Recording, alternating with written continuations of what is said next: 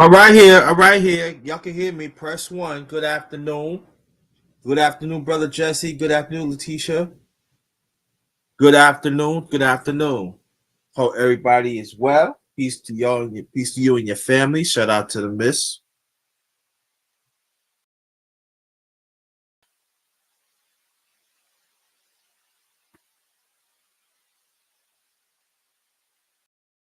Okay, that's what's up.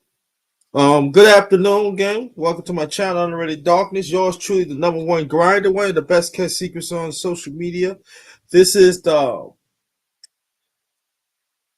Underrated Boxing Talk, number 93. With brother MCclain and DeFree. They be here in a few. Well, we're gonna talk some boxing today. It's gonna be a pretty good boxing weekend. So hopefully the brothers we're gonna talk about that. But let me get these announcements out the way. Welcome again, welcome. My underrated one family to be in the mess. Um Day ones, appreciate y'all to rock with me throughout the years. Means a lot to me. And let's keep on standing for the truth. And let's keep on. Let's keep on. Let's finish this year out strongly and into 2025. Right? So much blessings to y'all. Shout out to No Duck Zone Podcast, MCclain Productions. Shout out to brother MCclain, his wife Tiffany. Shout out to y'all. Keep up the fine work. Keep up the fine work. Let's go get it. Also, shout out to Mighty LDBC. That stands for Lions Den Boxing Community, also basketball community. Shout out to the General 7A Sports TV. He created it years ago, been still going strong with some other brothers and sisters. What's happened to you, sister Quick? Thanks for coming. Um, so shout out to y'all. LDBC all day. And also, last shout out to hashtag TWT, brother G5, and his significant one that you just seen in the chat. Sister Quee had created this beautiful movement. So shout out to you, Sister Quee, and thanks for y'all for coming. I'm gonna put the link in the chat. We're gonna talk about some boxing and and other fights that come up through the weekend. So appreciate you coming on. Let me see. They put the link. They put the link in the chat.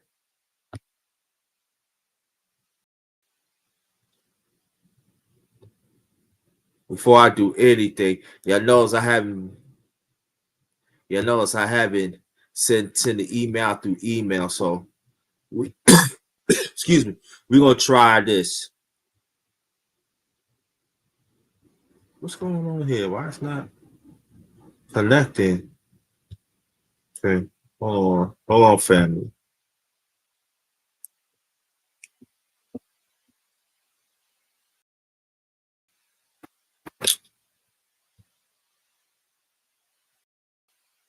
Okay,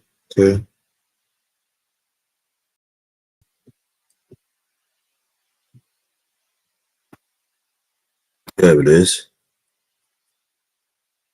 Get the slate into the chat.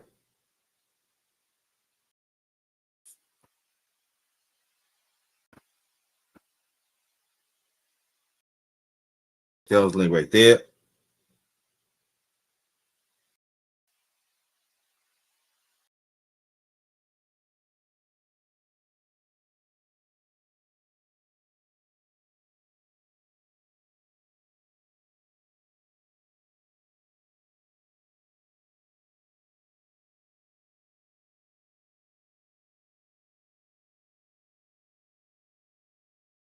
Take care, something.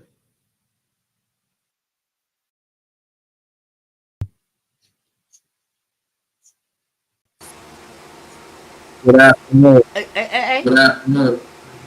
Can you hear me? Yes, I can. Yes, I can. But it's still echo. I don't know what's Echo. going I don't on. know what's going on. I think my mic bumps with my Bluetooth speaker. I Oh, never had this problem on nowhere else but on this particular stream, and I deeply apologize. no problem. Well, well we're not talking. Are we talking about the fight tonight? Yep. Yep. We talking about when You talking Tyson about is the gonna fight demolish tonight? that dude? Talk about the fight tonight on Netflix. Mike Tyson gets Jake Paul. But you know Mike Tyson's gonna demolish that man. What we talking about? Well, I mean, there's other fights too, but hey, this is entertainment. So this is entertainment. It's not all that what it is that people think it is, but yeah, I see Tyson gonna do something. I see it, but you never know. In boxing, you never know. You never know in boxing. So we have to wait and see. But it's coming on Netflix tonight at 8 o'clock p.m. And I understand that, but let me say this, Underrated. We talking about Tyson now. We not talking about a YouTuber who didn't go against boxers. He went against other people. Like you went against a basketball player. What are we talking about? Let's make this clear. I saw that fight. That was some garbage. What fight you see?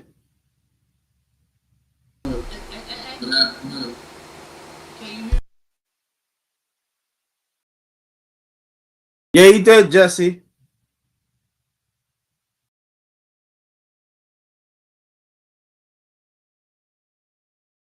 Can you hear me now? A little bit better? Yeah, I hear you now. Yes. Do it sound better? Let me say something. Yeah, I mean, it's not me.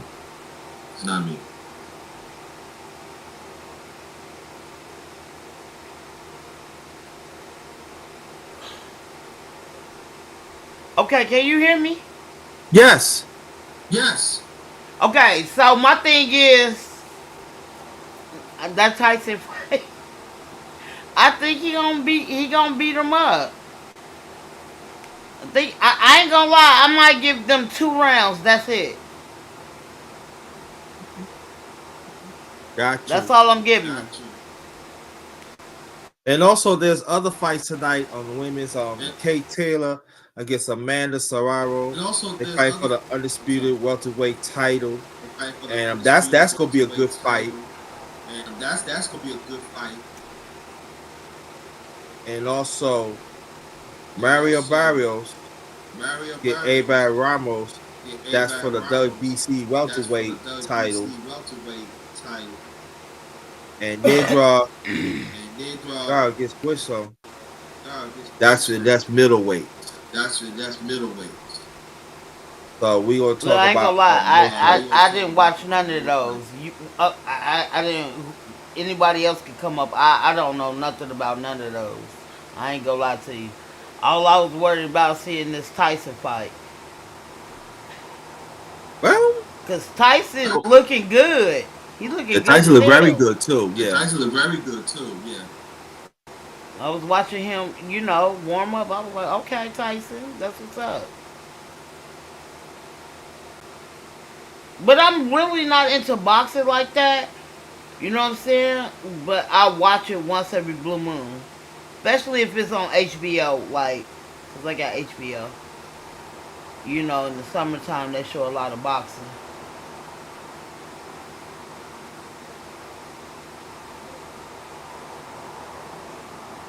They still watch HBO on boxing. I do. Uh Really? huh. They still play. Yep.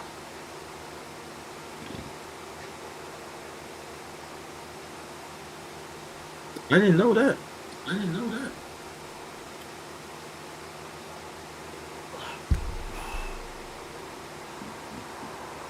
I mean, they don't pay. They don't play big fights. They play the amateur fights. That's trying to get to the big leagues. You know what I'm saying? Gotcha. Well, the main card Well, the tonight is main Mike card tonight Tyson. is Mike Tyson. It's Mike Tyson. That's the main Mike card. Tyson. That's the main The card. the I IBF. the IBF. Hold on 1 second. One second. One second. One second. One second. I want to make sure I get this I want right. to make sure I get this right. Like I said, the fight. This is a super lightweight title, ladies. IBF, IBO, WBC, WBO, all on the line. Super lightweight title, Katie Taylor against Amanda Serios. Amanda Serios, she's a beast. She's a legend. Katie Taylor, she's good too. WBC welterweight title, Mario Barrios versus Emma Ramos. That's gonna be a good fight. Middleweight, Nigeria Gutta against Winterson Nunes. Now the live streaming undercard also that starts at 5:30. Super middleweight Sagasa Green against Melinda Whipple. That's ladies. Lightweight Lucas Beda against Amando Casamanga. Featherweights Bruce Carrington Jr. versus Dana Caldwell. So those are the undercards. Gonna starts at 5:30. Now I don't know that Netflix is going to show 5:30. I don't know that part. I just seen that on TV that they gonna start at 8 o'clock. So don't quote me on that. Maybe they fix it up so they can start at 5:30. But I'm just going by right here. So what I'm reading right now. So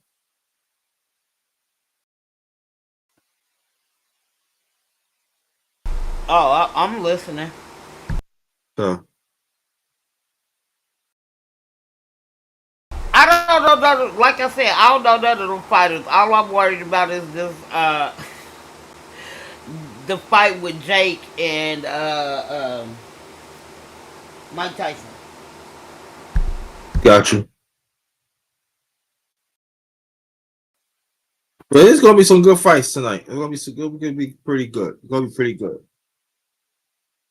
I know I'm not gonna be able to watch them because I'll be asleep because they come on y'all you know y'all early like 2 3 it's like 2 3 o'clock in the Wow. afternoon my time when they come on and I know I'm gonna be asleep.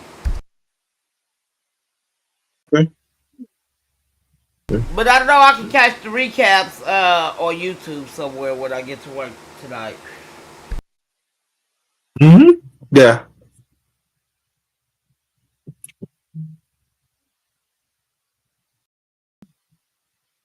Say, well, how you But I been? don't care. I've been chilling. I've been chilling. I've been Okay. good.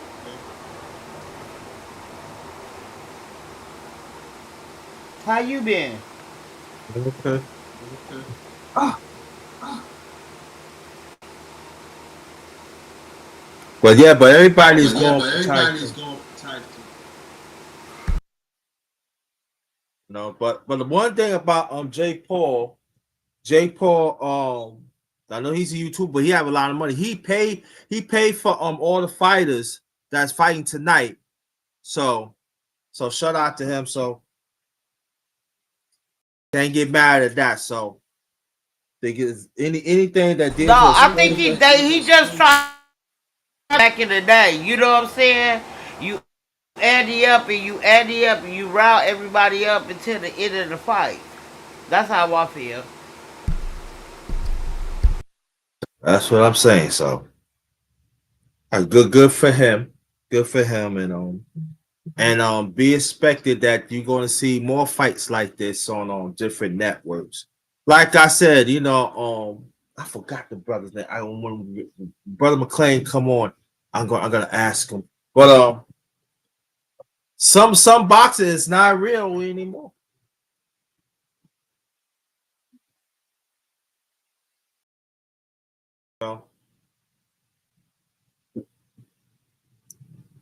So yeah, so again, welcome to my channel, Underrated Darkness, your truth, the #1 grinder, one of the best kept secrets on social media. This is the Underrated Boxing Talk number 93 with Brother McClain and DeFree. Hoping we see the brothers soon.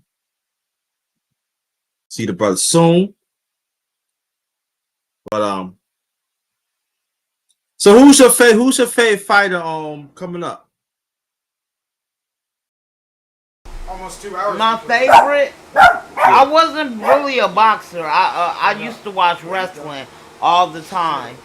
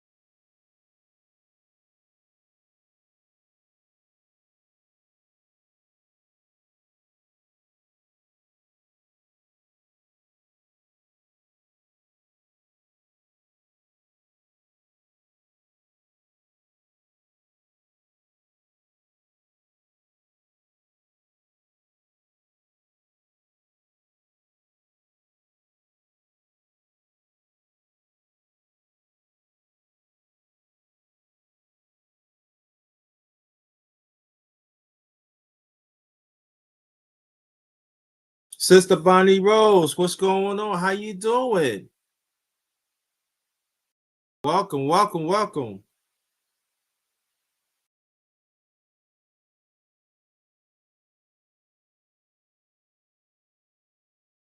But yeah, underrated. I never had a boxer that I really liked. I really wouldn't watch a boxing like that.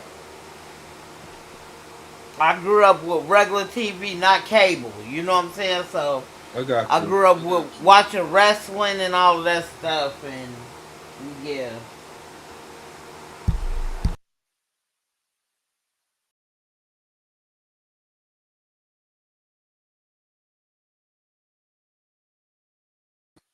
Yeah. Hold on, fam. I'm trying to find out something.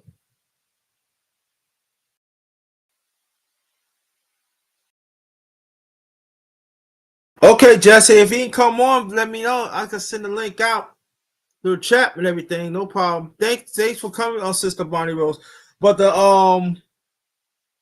but it's a pretty good it's a pretty good undercard. It's pretty good. There's some I haven't, and there's some I haven't. I'm doing good. Thank you. I appreciate it. I hope you're doing well, you and your family. Thanks for coming. Haven't seen you in a while, Sister Bonnie Rose. So thanks for coming. Really, really thanks for hit the like button, y'all. Hit the like button. Um, but well, let me tell you this other fight. Keyshawn Davis had fought this past Saturday in Norfolk, Virginia. He's victorious, and he's calling out Tank Davis. And I'm just saying this, hey, he wants that smoke. Tank, give him that smoke. And so we got to call out. I'm saying you got fighters that wants to fight the best. We got to hold on. We got to hold them to that. And so what I'm gonna be doing, starting like I don't know, maybe probably wait till next year. I'm gonna start doing like some boxing lives And these fighters calling other fighters, hold them accountable. And we'll start doing more lives like that. So watch out for that.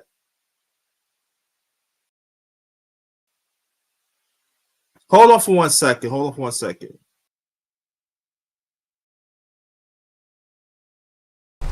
I am not a good host, so I just want to let everybody know this. I'm just sitting on the panel. Just say anything for boxing. I'll be back. Okay. I know. Okay. There he is, my man, Brother McClain.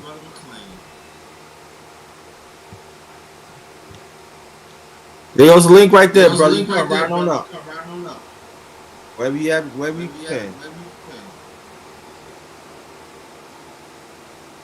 Hey, Veronica. Welcome. How you been?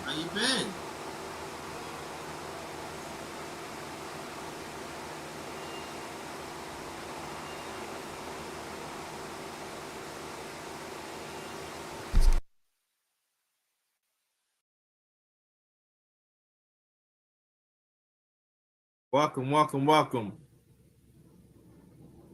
Okay.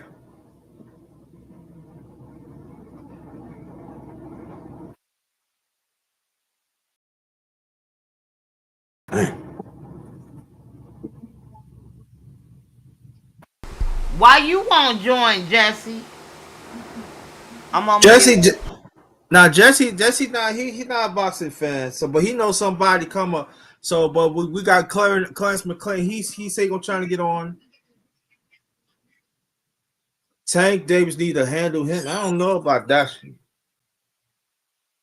But he don't know about boxing. He don't know about boxing. There he is, the one and only Brother McClain.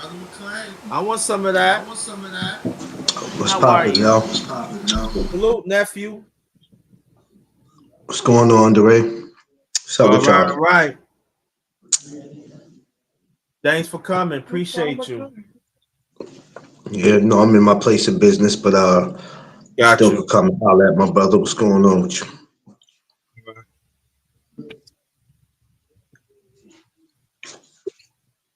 What's going on? What's going on? I'm telling.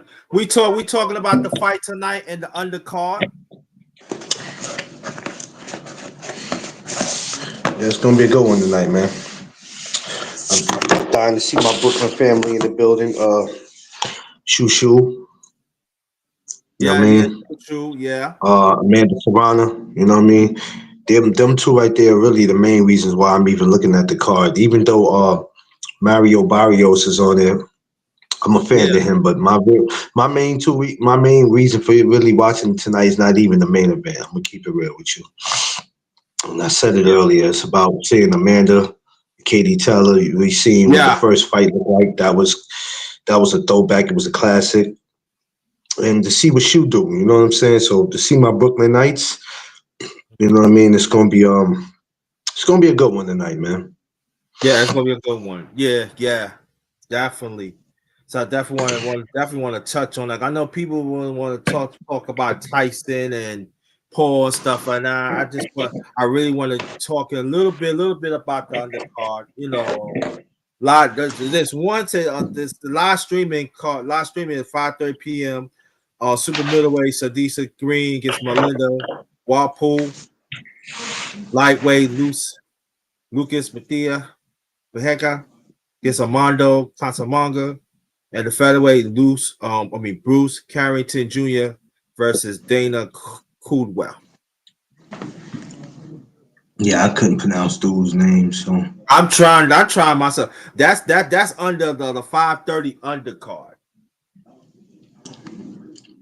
Yeah, I probably might end up missing that. Yeah, I don't think they're gonna show it on Netflix. I don't think. Nah, I don't know. That's a good question, bro. I'm thinking is there is you know what? Maybe YouTube. YouTube they'll show it. They'll show it on YouTube. They'll probably show it on YouTube. I know for sure that they're not gonna just not show it. They probably won't do it on Netflix. I don't know. I don't know if their fight is being broadcast on that, but if not, probably YouTube. But you're gonna be able to see it one way or the other. At least it ain't pay-per-view. It's not pay-per-view. That's the good thing. That's a good thing about it, right? You know, Straight up. Yeah.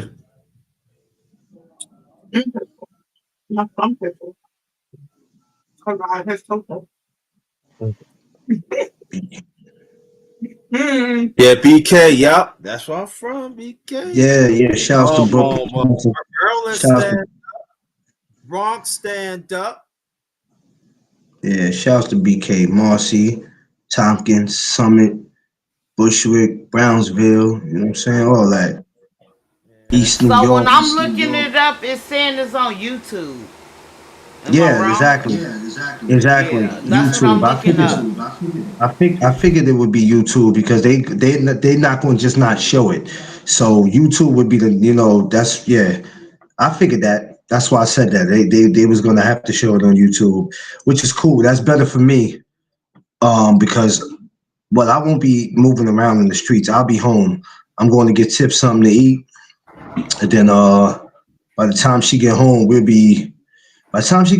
probably be time for the main, not for the main part to start, but it'd be time for it to start on Netflix. So I need these rib tips y'all got up. No, I'm just fucking with you.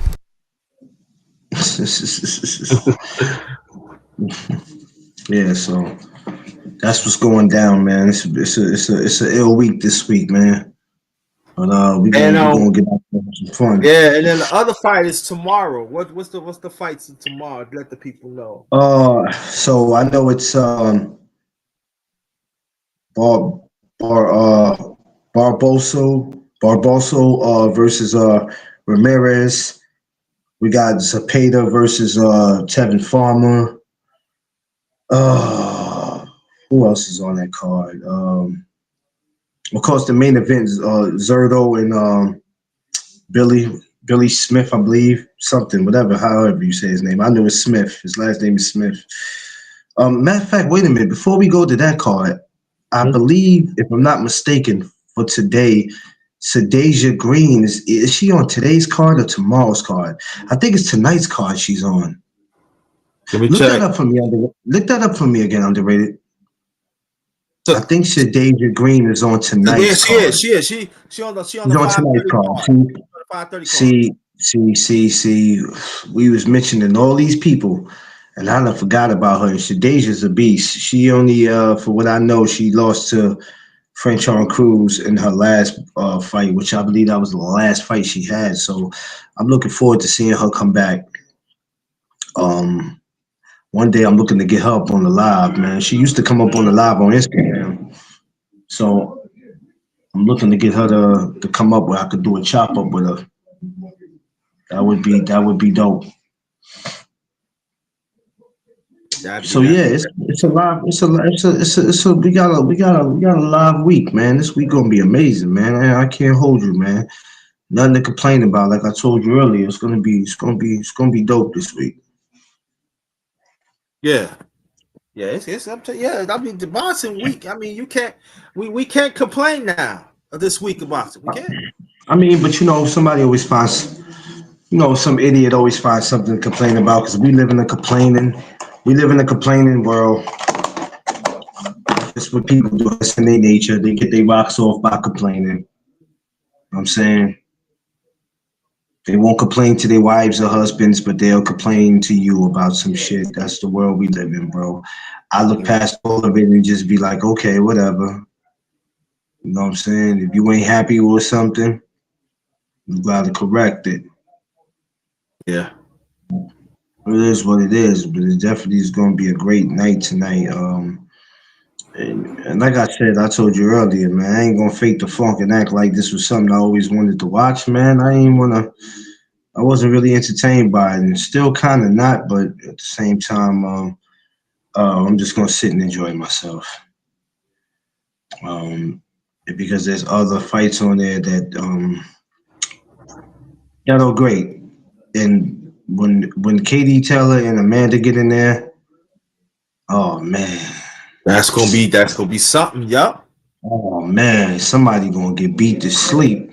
I think this time and not to be biased, I think this time Amanda's gonna put out her misery because Amanda almost got her out of there in the first one, and I don't want to say she got tired, but when it comes to them championship rounds, it's very important Mm-hmm. for you to be at your best, um, for your stamina to be up there, because we know if it's not, what could possibly happen. Because these judges, man, we don't know what fight these judges is watching, man. Yeah. These damn judges are watching the fight with their eyes closed. Like I don't know what they doing. So, but I think tonight would be that would be great. I don't know who Sadeja Green is fighting. I didn't look her Oh, let me get. opponent up.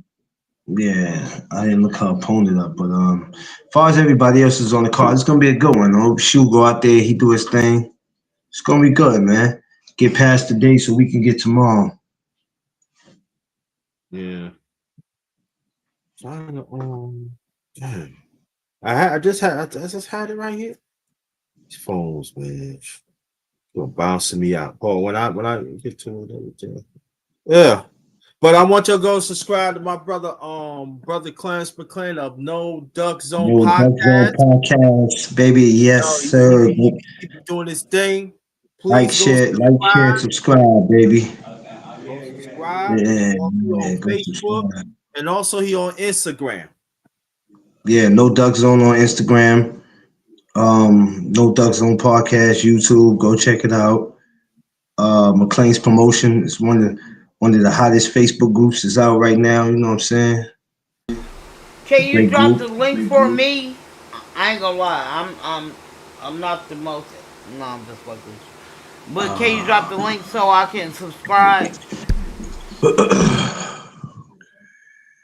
See what I'm doing here, cause this phone be doing what the hell it want to do. That's this phone doing.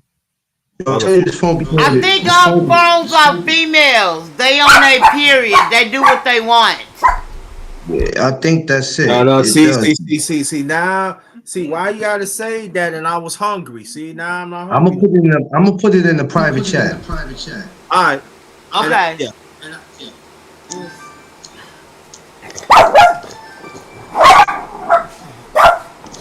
Hey. Hey, hey, hey, hey, hey. Hey.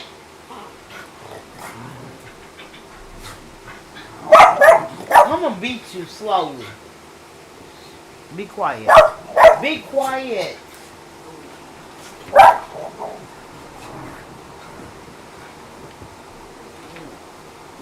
Yeah, so it's in the private chat. Oh, hold on. Hey! Woman, be quiet. Please. Beat you slowly. Move. Hold on. Respect it. What you trying to get to the private chat? No. I'm doing something wrong. Oh, yeah. Somebody got the echo. My bad.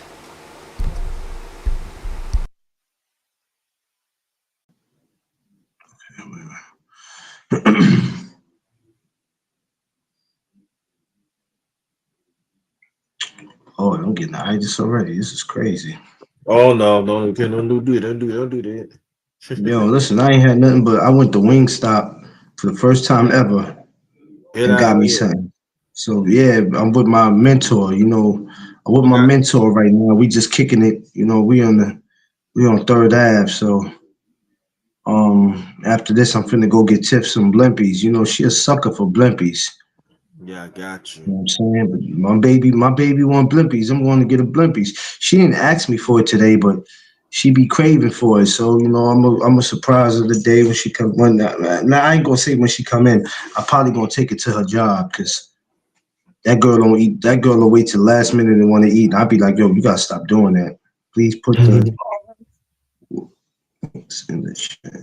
Yeah, I gotta get me something to eat. Come and think about it. Yo, just Okay. just you wanted in. And I can't put it in there. Hold on. Hold on. Let me see something. I got it. Go.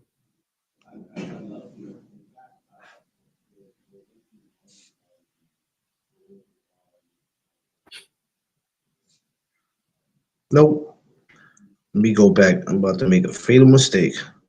I want to subscribe. Yeah, see, I can't do it from where I'm at. As far as putting the link in.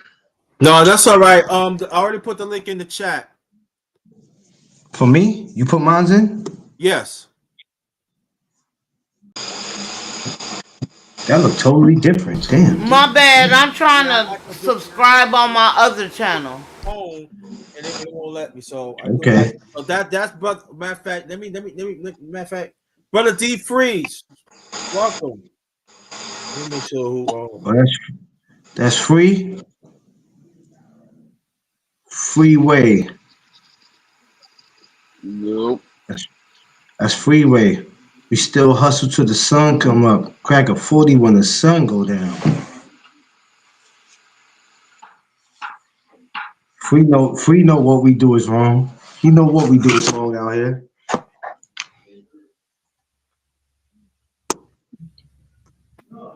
Oh, my joint is crazy. All right, there we go. Yeah, man. Free, what's the deal, man? It was good. About to You get ain't some catch no sunlight. criminals outside yet? You ain't catch nobody violating?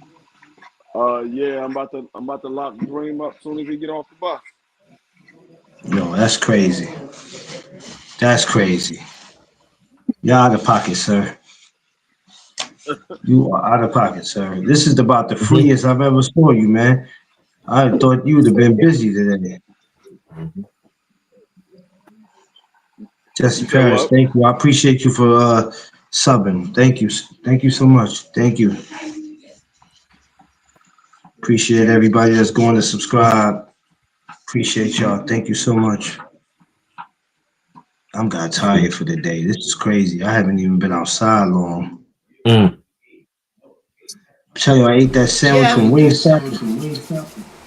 I ate the chicken sandwiches now, yo. That joint is lethal.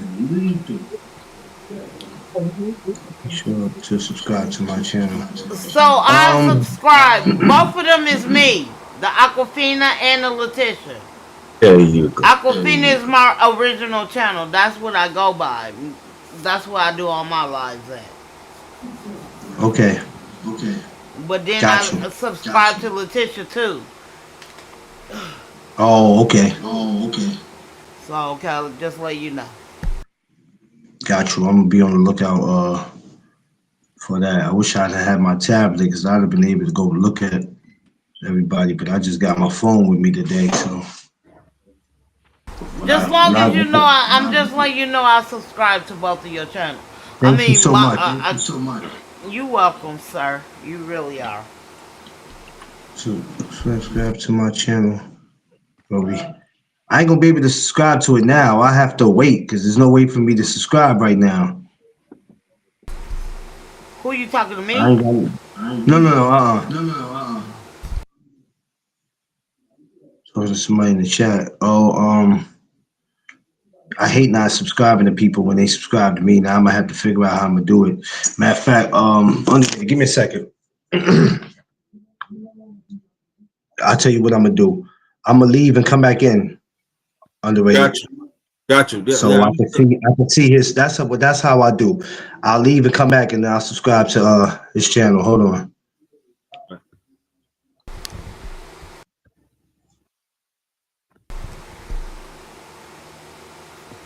DeFree.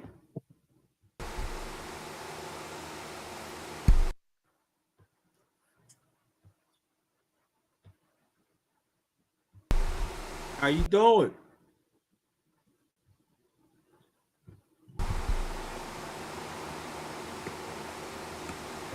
I don't think he hear you.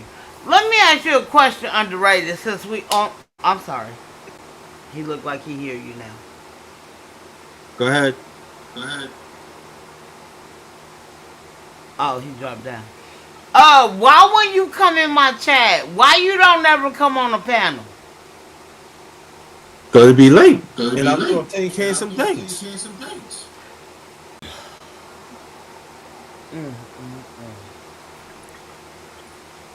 Cause you come on late. I hate Well, when people say that. I don't see it like that. I understand because I'm all the way in the West Coast. I totally understand. But you come on, I'll be like, I wouldn't even cut my music off if you just hit the panel sometimes.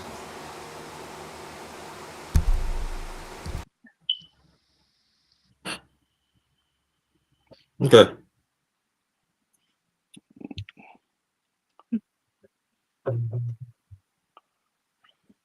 can you hear me now? Underrated.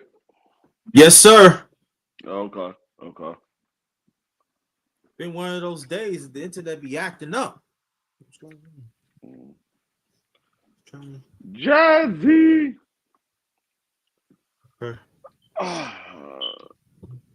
Yeah, we was talking about the fight tonight and the undercards and the fights tomorrow. So what's your input on that, please? I'm looking forward to seeing Mario Barrio defend his newly crowned WBC title.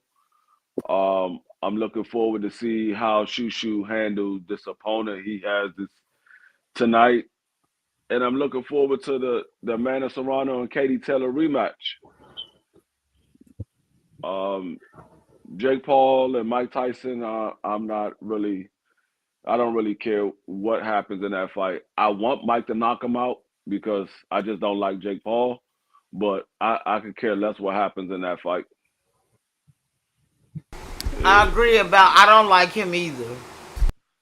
I'm trying to figure out how this is a actual fight that's going to go on their records, and it's only 2 minute rounds. They sanction the fight to be a legitimate boxing match, but it's only 2 minute rounds.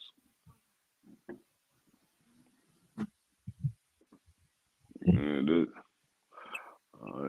oh no. Knock him out. Do you? Hey, do you think he? Yeah, that's what I was just about to say. Do you think he gonna knock him out? I don't know if he will. He'll have opportunities to be able to knock him out. But I don't know if he will.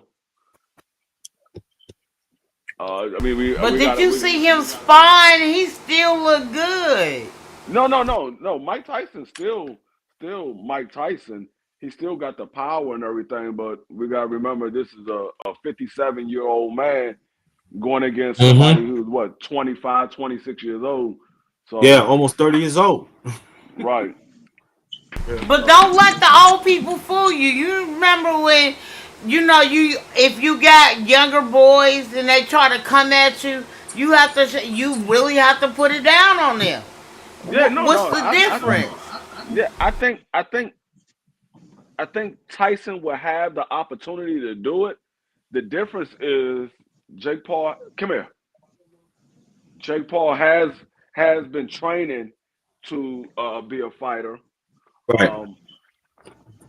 And Mike Tyson, we got to remember, since he had that incident on the plane, he wasn't training for this fight. Mike Tyson only had 2 weeks to train for the fight. I'm coming. Can I ask you a question, sir?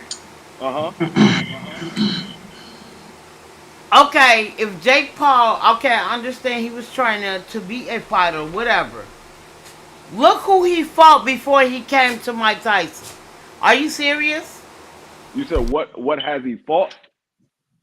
No, what I'm saying is look at what Jake Paul has fought in the past years compared to who he's fighting now. That's all I'm saying.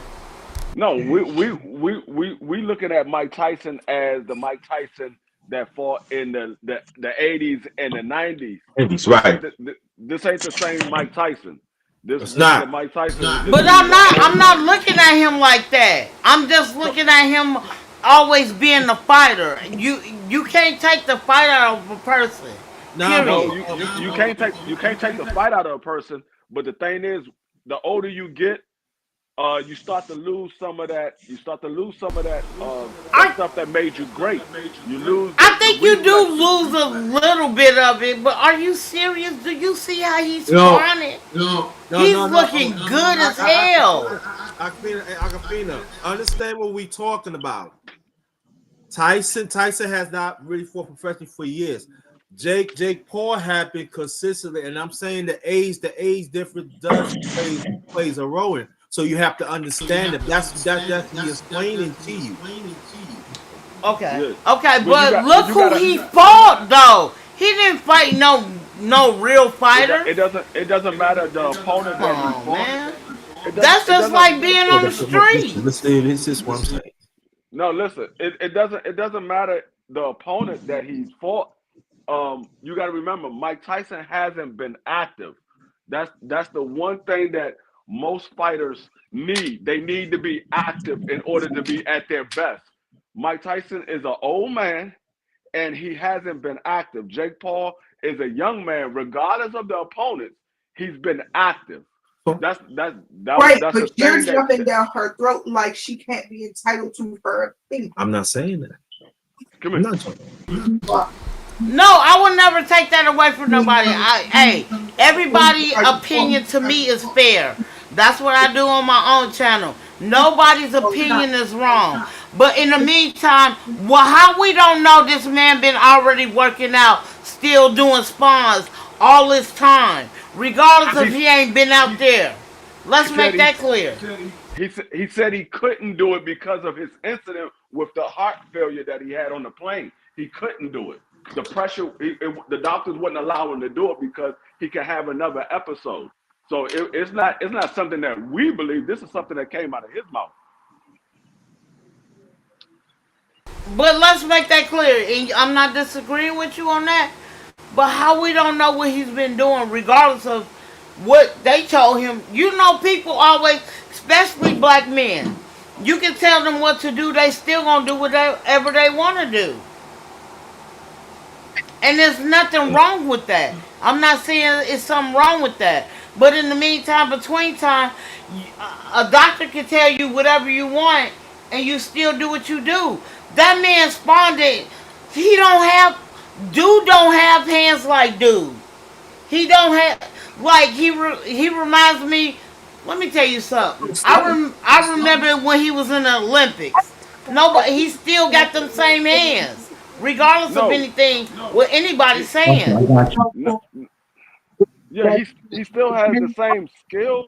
He still has the same skill. The problem is he doesn't have the same reflexes. So the skill can still be there, but if the reflex is not there, he's gonna have problems. That's what that's the reason why Floyd got out of the sport of boxing because he realized his reflexes are starting to deteriorate. So he was like, "Nah, I'm not gonna get knocked out by none of these young fighters." That's why he got out of the sport of boxing and became a daggone exhibition fighter because he knew that his reflexes wasn't there no more. I'm subscribed to y'all. Don't worry about it. I got y'all. I subscribe to both of y'all, so everything's good. Um, College, I got you. I subscribe to you I thank already. you so much. Can you hear me? Yes, sir, Yeah, we we can hear hear you. you. Oh yeah. No. Floyd still has the skill, but he doesn't have the reflexes anymore. It's the same thing with like Roy Jones. Roy Jones still has the hand speed and the skill. He doesn't have the reflexes anymore. So all these fighters still have the skill. The skill is there because you was taught that. So you still have the skill. You just don't have the reflex. It's just like riding a bike. When you were younger, you was bunny hopping, popping woolies, and all that stuff. But then you stopped riding a bike for a few years. You still know how to ride a bike, but you don't know how to bunny hop. You don't know how to pop a woolie anymore because you haven't done it in so long. Jesse, you already know, man. That's what it's all about. I'm all about support, man. So of course, you ain't gotta thank me. It's all good.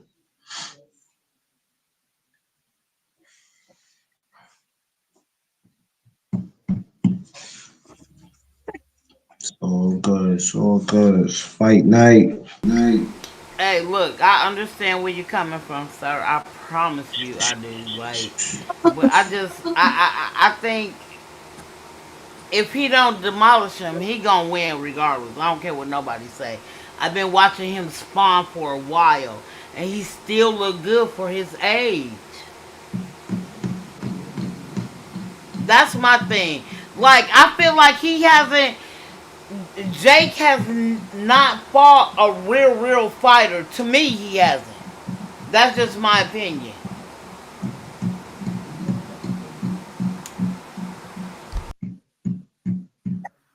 He fought 3 real fighters. Now, how good are they?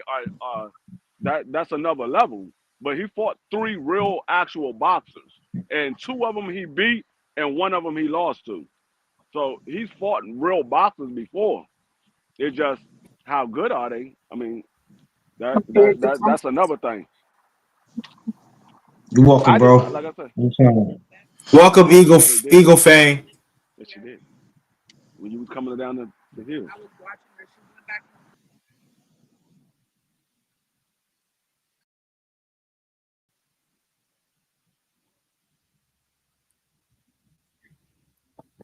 Welcome, Eagle fan. Who you got tonight, Eagle fan? You already let you know how you feel about it. Bone Jones You fight. said the most rigged I fight wa- of all time. Yeah, that's why I don't say. That's why certain things I don't say now. I look at the chat like I be like, yeah, because you know you like you got you. I even was like listen through the listen to the internet throughout this week. People is not really watching this. You're not. I ain't trying to be Um, funny, but I've been hearing about Jake Paul for a long time. Nobody likes him. Nobody. Or his brother. Brother, Yeah, my bad. don't worry about it. Yeah, I mean, I want Mike to win, but I don't know if he will. shit, it don't matter to me. Tyson wins. I'm paying. I mean, Tyson's from Brooklyn. I'm from Brooklyn, and where I look at it, Tyson wins, he wins. If he don't, okay. But but like we talked about few hours ago, it's entertainment. Yeah, I'm like I said, I'm not giving Jake Paul no credit for beating Mike Tyson if he beat him. This is Right, a guy that's 57 years old, hasn't fought since the little exhibition fight that he had with Roy Jones. right. That's the last fight that he had, and that was an exhibition. Um, Exhibition, it, right, it, right, because if Mike Tyson beat Jake Paul, ain't nobody gonna give Mike Tyson credit for beating Jake Paul. So why would I give Jake Paul credit for beating Mike? right. Yeah, it makes sense. Or goes Damn, back again, it's all about entertainment. that kind of that made a lot of sense. Stop. Now, real boxing fans, we understand. We talk about it, but a casual boxing fan, they're not gonna understand that. Yeah, Bonnie Rose slew. Because they're gonna say, "Oh yeah, Tyson knocked out Jay Paul." Yeah, okay. Jay Paul beat Listen, Mike Tyson. Okay, okay. it said I was a kid.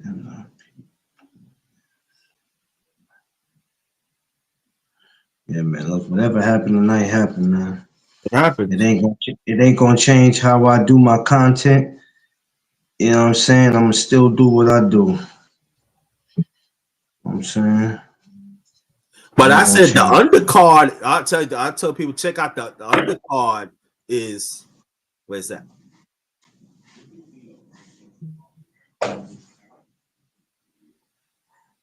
That's where it's at the undercard. Yeah.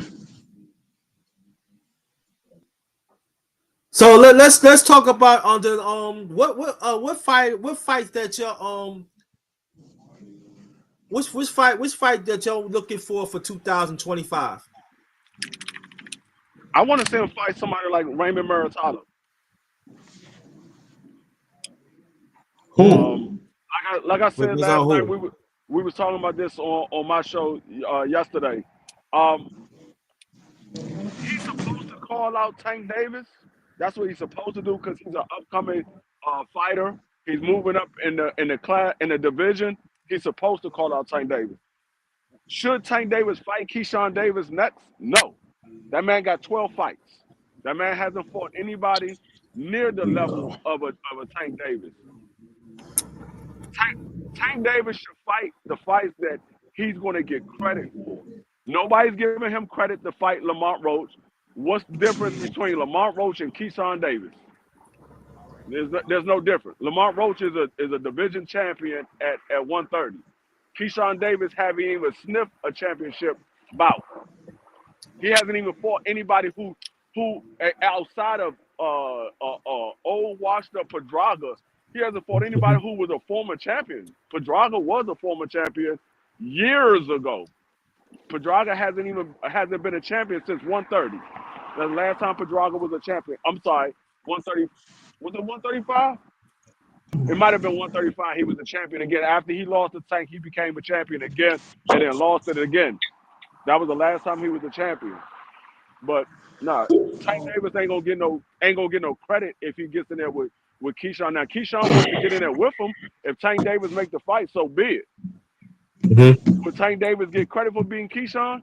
No, they're not gonna give him credit for being Keyshawn. But they'll give Keyshawn all the credit for beating Tank Davis though. Yeah. But Keyshawn want he keep on calling out Tank Davis. Yeah, he's supposed to. He's supposed to. Now my problem is why he's not calling out the other champions. Why he not calling out Lomo? Why he not calling out Shakur? Why he not calling out Mirachek? He should be calling them out as well. Don't just focus on Tank. We know why you want Tank, because Tank is where the money gonna be at. That's why you want Tank. It has nothing to do with the belt. It's the money aspect. Because if Tank Davis didn't have the money, wouldn't nobody be talking about Tank Davis. Nobody want to talk about Tank Davis. But go more on your point, DeFree. That go back like years ago when we was watching boxing. You got fighters back then. They call out all champions. Yeah. Right now they just want to call a specific one because that's where the money is at. And like you said, there's other champions out there. Would you call them out? Yeah. How about you cannot make the fight with Tank Davis? Now if he get the fight with Mirachek, because that's what it look like Bob is going to do, give him that fight next for the WBO belt. If he gets that fight and he beat Mirachek and become the champion, then he deserve a fight with Tank Davis because he has a belt. Right. He deserve a fight with Tank Davis. He has a belt. But prior to that, like if he lose to Mirachek and he's still saying he wants the Tank Davis fight, you don't deserve a fight with Tank Davis. Yeah. For what? What's blazing in sports, man? Salute to you, brother. I ain't seen you in a while. Yo, he has a great channel to check out too. What's blazing in sports? He talks about boxing for years and stuff. That's a great channel. So salute to the brother. Come on up if you can. Yeah, I mean, like I said, I have no problem with these guys fighting whoever they fight. If they make the fight, so be it. Now, when you ask me, do I believe he deserved that fight? No, I'm gonna tell you the truth. No, he don't. He's not ready for it. Right. He hasn't fought nobody with the level of a Tank Davis or close to the level. He got on Tank Davis level, but at 135,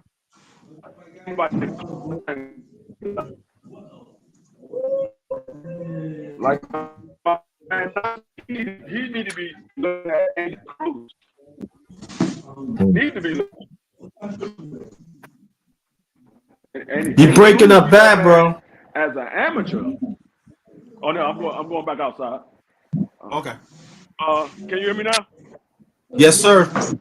Oh yeah, no, I was saying like my man Knockout said, he need to be calling out Andy Cruz. Andy Cruz want that smoke with Keyshawn.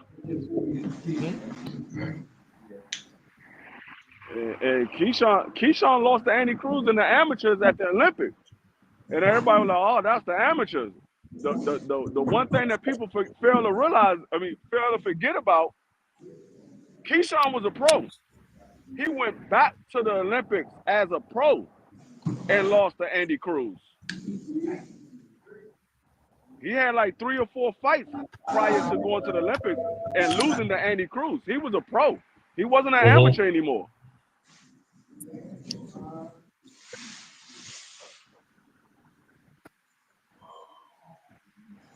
Jazzy, get over here. Tragedy.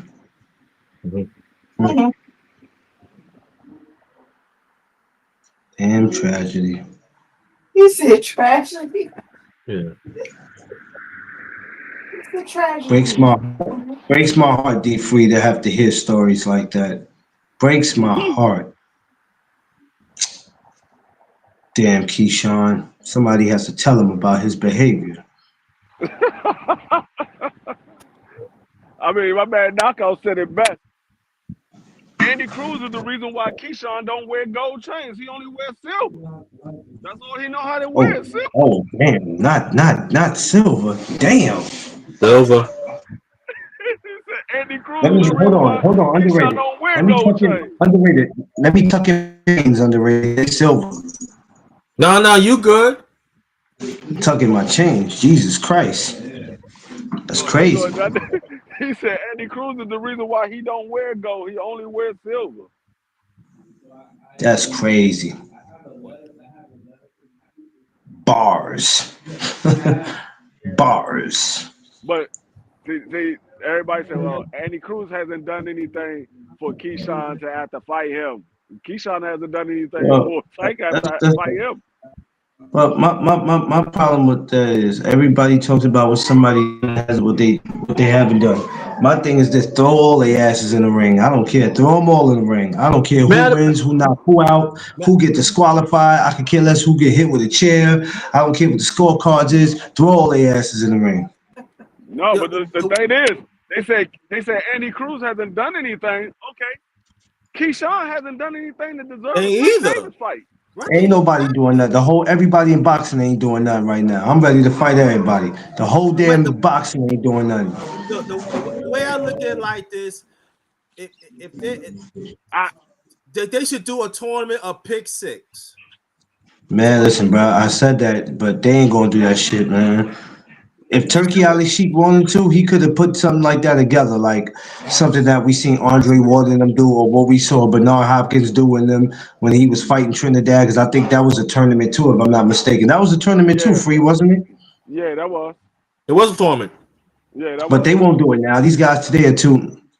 I don't know. I can't say what they do or what they might not do. If the price is right, maybe. But then some guys do only. For some guys, it's not even about the money. They be that intimidated to lose to a motherfucker. I don't even want the money. I don't want the opportunity. I'm good. With something like that, if you get 6 guys at 135 pounds, and you say y'all guaranteed to get $3 million for the fight, $3 million per fight. Most of those guys will take it. The only one that say probably no is probably Tank, because he makes more than $3 million. But all the rest of them make under $3 million. So I think they'll take it. My problem with this is I would say they would take it, but the problem is they didn't got so spoiled with seeing what Turkey Ali Sheik do, and not to say $3 million is not enough. I just feel like it'll be somebody to be like they gonna want to up it, and you can't up it because you can't make what the heavyweights make. You know what I'm saying? If you think you're about to get 20 or 30 million, you better sit your punk ass down because it ain't happening. Stop. You better take that 3 million to be happy, because I know I'm finna laugh straight to the bank. How you gonna? They don't do that. You gonna tell the man that's paying the person that you want more? You can't tell him you want more. He be like, no, you can't, man. I don't need you. I'll go find somebody else that will take the $3 million. Yeah, you can't be talking about you want 20. I want 20 or 30 million. So why you think you should deserve to get heavyweight money? Because I feel like I'm the best out of the other 5. Man, get your dumb ass back to America. We ain't about to give you that. Get up out of here. No, this is the proof who's the best out of all 6 of y'all. So when you win this, Exactly. the person that comes out as the champion, they get $10 million. Right. We didn't That's we how you didn't do we it. didn't, we didn't sit here and ask you whoever says that they the best, that's the first person we giving the 3 million to. No, man. Like, what's wrong with you? 3 million. You get 3 million for the fight. Whoever end up being the champion, that at the end of that fight, the championship fight, the champion get 10 million and the Same thing. loser get 3. I think Turkey Al Sheik, that would be great, because versus you trying to just throw money to these guys and be like, this is what I can do for you, some way, somehow, you gotta really, like, I don't know, it's gonna be, you ain't gonna be able to get all 6 of them in one room and sit them down and be like, let's talk business. Right. But you know what I'm saying? Because if that was the case, it would have been happened. But you're not gonna be able to do that. But Oh. like Free said, he made a point about something. No matter how everybody feel towards each other, some people are willing to sit down and do business. It depends on what the numbers are. But if you think you're just gonna sit Tank down for 3 million, shit, Tank gonna laugh in your damn face. Yeah, but Jesse said Tank that would make 5 million. He get more than 5 million in a fight. Tank get more than 5. He get more than 5. Now, if you talking about maybe maybe 6-7 years ago, yeah, but he get more than 5 now. More than 5. I think the less he got, maybe like 15 million. Oh, he's talking about the Ryan Garcia fight. Huh? Usually make 4 million. Well, he made 5 million in the Ryan Garcia fight. He usually makes 4 million a fight. I thought it was more than that. It's more than that. But you know, I never count anybody's. You know, so I know he. Listen, I don't care if it's 4 million or 10 million. He make way more. He make way more money than my black ass. Well, did. Yeah, and also, let's not. I mean, and then also we ain't talking about the gate. Let me tell you something. If Turkey Al Sheik called me right now, and even if he told me 1.5, I ain't looking to be greedy. If he told me he had that, I'm out of here. I'ma hate to fly though, but I'm sure gonna go get that 1 point. I'm gonna go get that 1.5. Oh, please believe me. I might be sick as a dog on that plane because first of all, I ain't never flew, and those are some hours to be on that plane. But I'm gonna go get it. I'm gonna go get it. 1.5. I'm going 1.5. Nigga, I will fight my brother for 1.5. Yo, come on, for you wildin'. I'm telling you like this. I call my brother up right now, and I say, hey, Woo. Somebody said they're gonna give each one of us 1.5 to fight in a boxing match. You down? We got to do it in Saudi Arabia. Everything paid for. You down? He was like, when we leaving? I guarantee you, my brother. He said, when we leaving? I guarantee you. Yo, I'm telling you, I will fight CN I will fight CN Sister for 1.5. But listen. But I'm just talking about. So I'm just talking about that kind of. I'm talking about that kind of money just for us, and we're not even fighters. So what they get offered? Come on, bruh. Yeah. You better take that 3 million and be quiet. How you gonna look Turkey Alex Sheik in the eye, knowing you ain't never made close to 3 million, and tell that man it ain't enough? Call me back when you can negotiate a deal for 5 or 6 million, then we can make it happen. 5-6 million? You barely made 1.5 in your last fight. Are you kidding me? I'm gonna tell you like this: for 1.5, I will fight Mrs. Free in Saudi Arabia. Well, now we might want to be careful with that.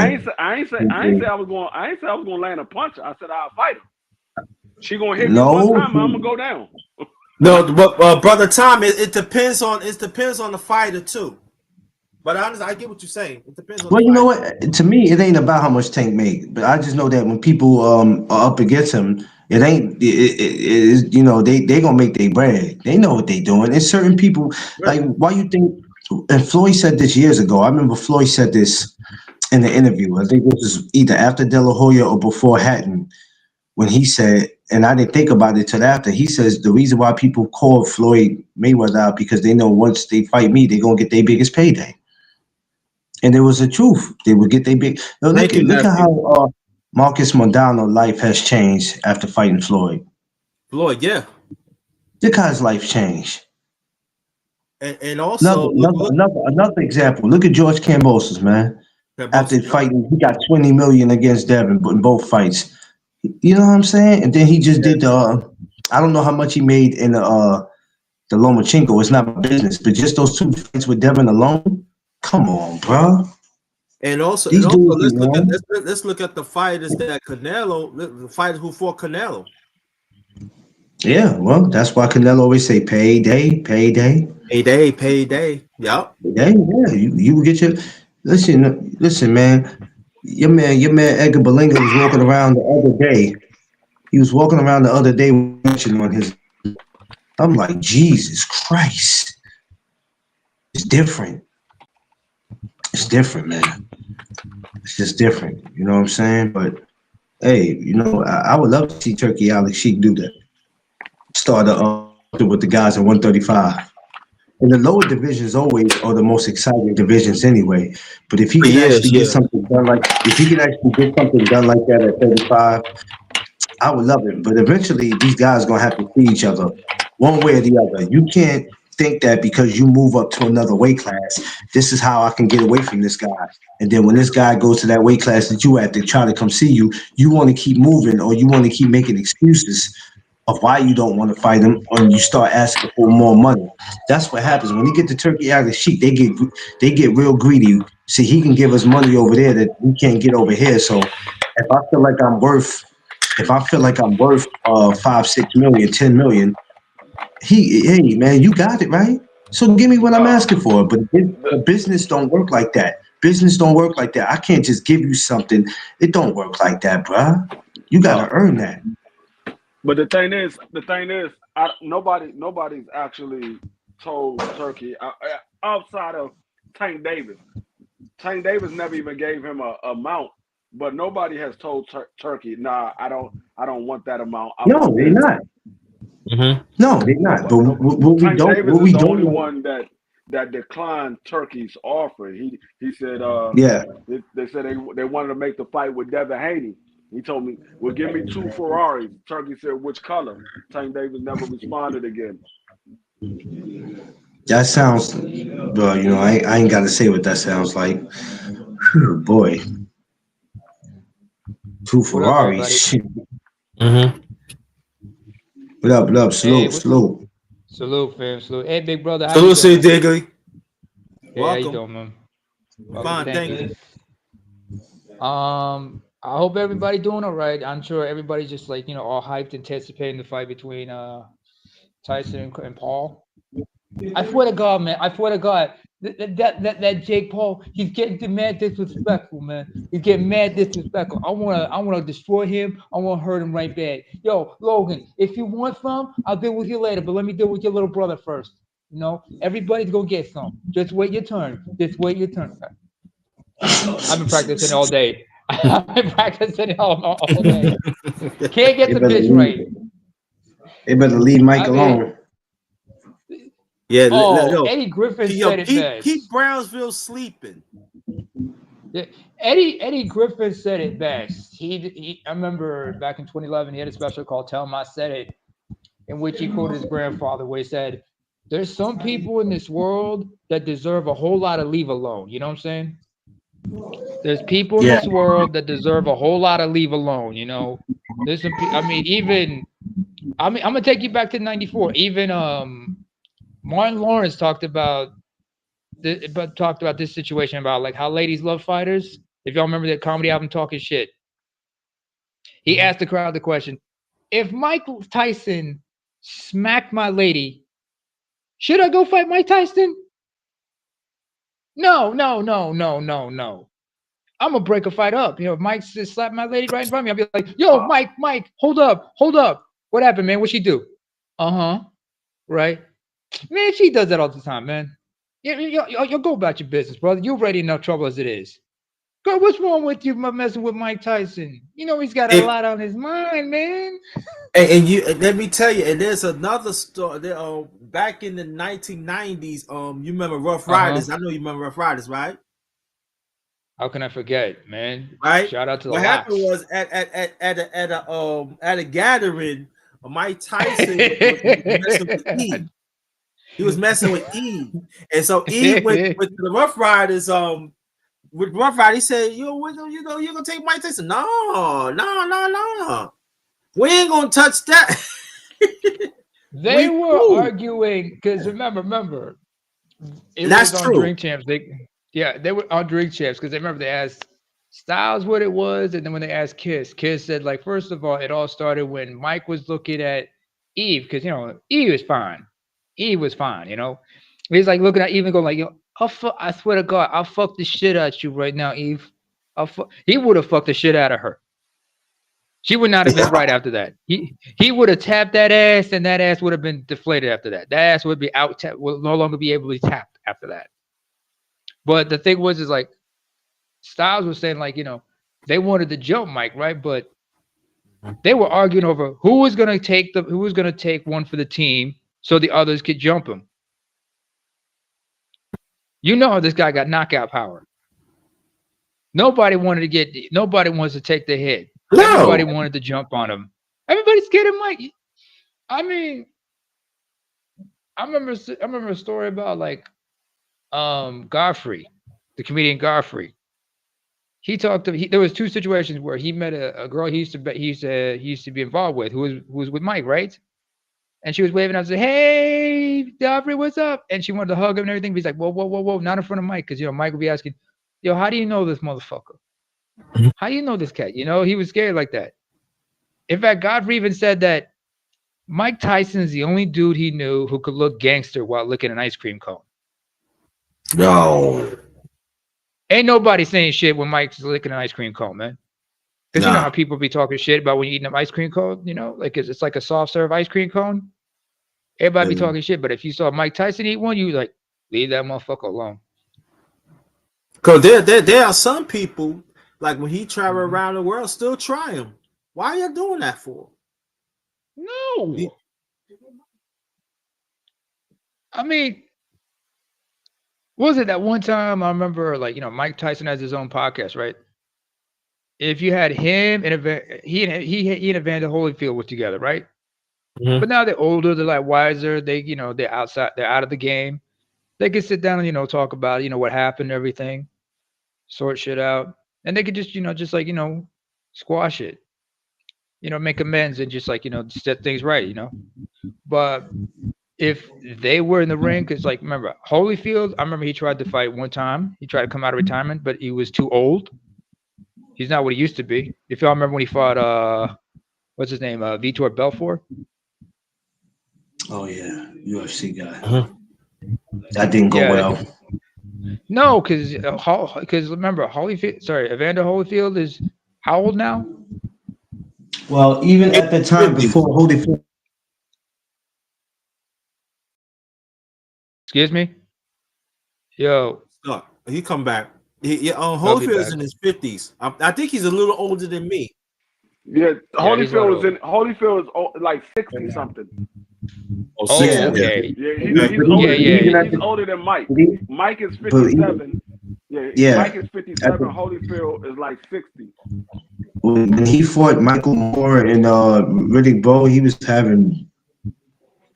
I don't even know how he lasted in the sport as long as he did, even after fighting them, because he still went on to fight.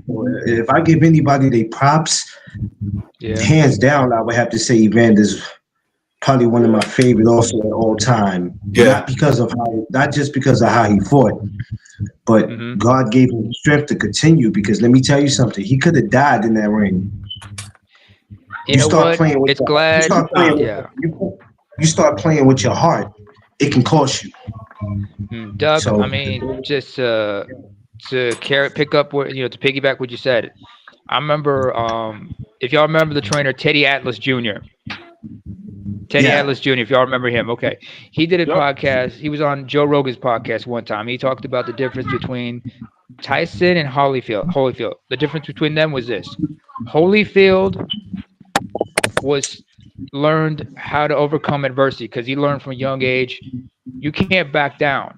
His mom used to make him, go outside and fight another kid. If a kid whooped his ass, he said, go outside if you fix that, or I'm gonna whoop your ass, and your daddy gonna whoop your ass. All right.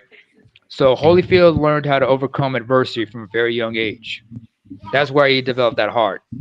It said that Tyson never, never came against adversity like that. I mean, Buster Douglas. Remember the fight with him and Buster Douglas? Douglas got dropped. He came back. You come back from adversity. You have to fight with heart and everything. You know what I'm saying? Yeah, Tyson had heart, but the thing was, it's like, how do you crumble when you have to dig deep? You yeah. know, real Yeah. adversity. You have to overcome that kind of adversity. So Boxing. Holyfield had that. That's why he always had heart. But sometimes you got to know when to step back and walk away from the fight, and when to keep Step pushing. back and walk away from the fight and when to keep pushing. Some people feel like um because their body feels good or their body feels a certain way. Oh man, I feel like I felt 15, 20 years ago. And I'm like, yeah, that's good though. Stay like that. But just because you feel like that, that doesn't mean you can get in the ring and make a comeback, and especially when you at that age. You know what I'm saying? But a lot of these guys, they've been doing it for so long, and eventually they miss the sport, and some might come back to make a couple dollars. I mean, it's sad because you don't want to see them have to come back to do that just to make a couple dollars. But ain't no pension in boxing, baby. So at the end of the day, Nope. whatever you do with your money from the time you were in. Like you look at these guys now, they walking around with houses on their necks. And I'm like, Ouch. that's cool, but if you haven't invested into nothing, all that jewelry and 5 cars, and you taking care of your whole community doesn't mean nothing if you don't have shit to show for it after. So I'm hoping that a lot of them are learning from fighters in the past that you see now that either have regular 9 to 5 jobs or they just straight homeless. You know what I Hey, mean? don't So forget how many. yeah, Don't forget how Don't forget how many retired, but they how developed many like their own retired, but they develop boxing like their own promotions or boxing their own boxing promotions gyms or their own boxing gym and give back to their communities. well, get back to their community. those two are Wait, hold on a great, second. Hold on a second. but Second. Hold on a they're second. Hold Hold on a a second. second. Hold D. on a second. D. Can you mute up? Can you mute up? DeFree, can you mute up? We're getting an echo from your We're end. getting an echo from your end. I hear is it I is hear it an echo. DeFree? That's not me though. That's not me though. Hold on, let me mute it and see if it's me. Low? Yo, Yeah, it was no, my bad. It was from Duck. It was from Duck's end. My apologies. Oh. I stand corrected. Hey, we building. We building. We just clearing out the any miscommunications, everything. Just check the settings. But like Duck said, how well do these people invest in their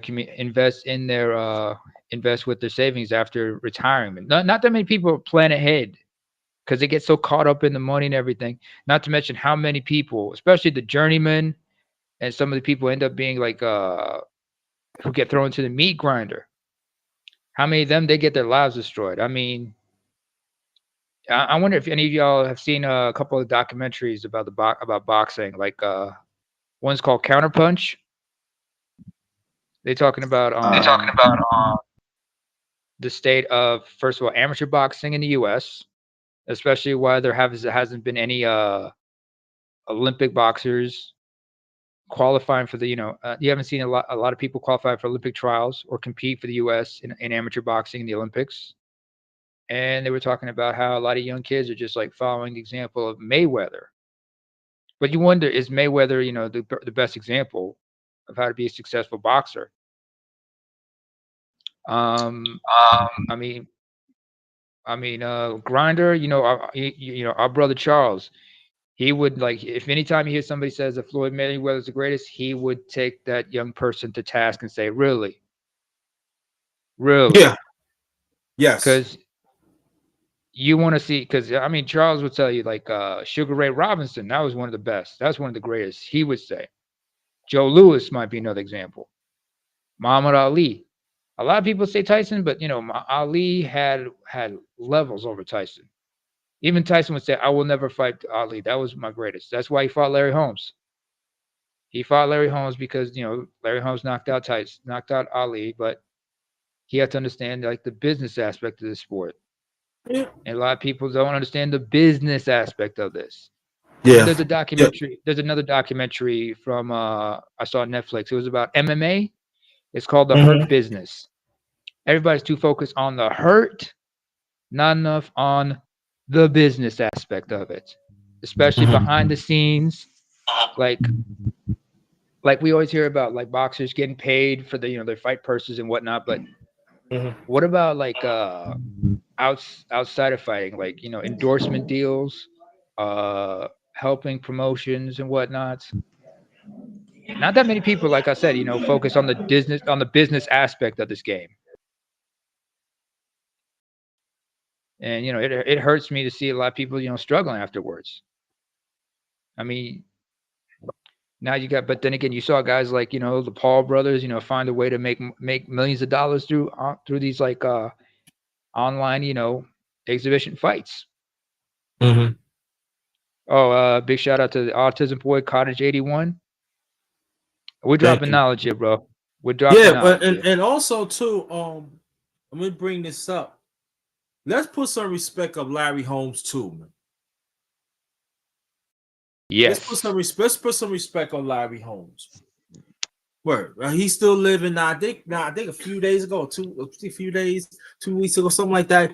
He celebrated 75 years in his life. Put some respect on Larry Holmes. You know what? While we mentioning him, let's also put some respect on George Foreman. Big George Foreman. Definitely. Because ain't nobody had a greater comeback than George Foreman. Can y'all hear me now? Well, we hear you, fam. Yes. All right. Let me mute the mic. I just want to make sure there's no echo in the back. All right. All right. Yo, D, do you have? Wait, sorry, Duck. No Duck Zone. Do you have a headset on you? No, I don't. I'm actually about to get off anyway because I got to bust moves, but I just wanted to come up here to support my brother and talk to the fellas. But I actually got to go because I'm gonna be getting ready for the course for the show tonight. But I just want to come up and talk to the brothers for a second, man. So I appreciate y'all. Appreciate you. Yes, sir. Everybody have a stay blessed, brother. One. You too, brother. Have a blessed weekend. Okay. Yeah. Man, I'm gonna tell you right now. I'm just thinking about something really important on my side. I'm just glad. I just want to give a shout out to a couple people, who's celebrating their wedding anniversaries today. They know who they are. Big shout out to their nuptials.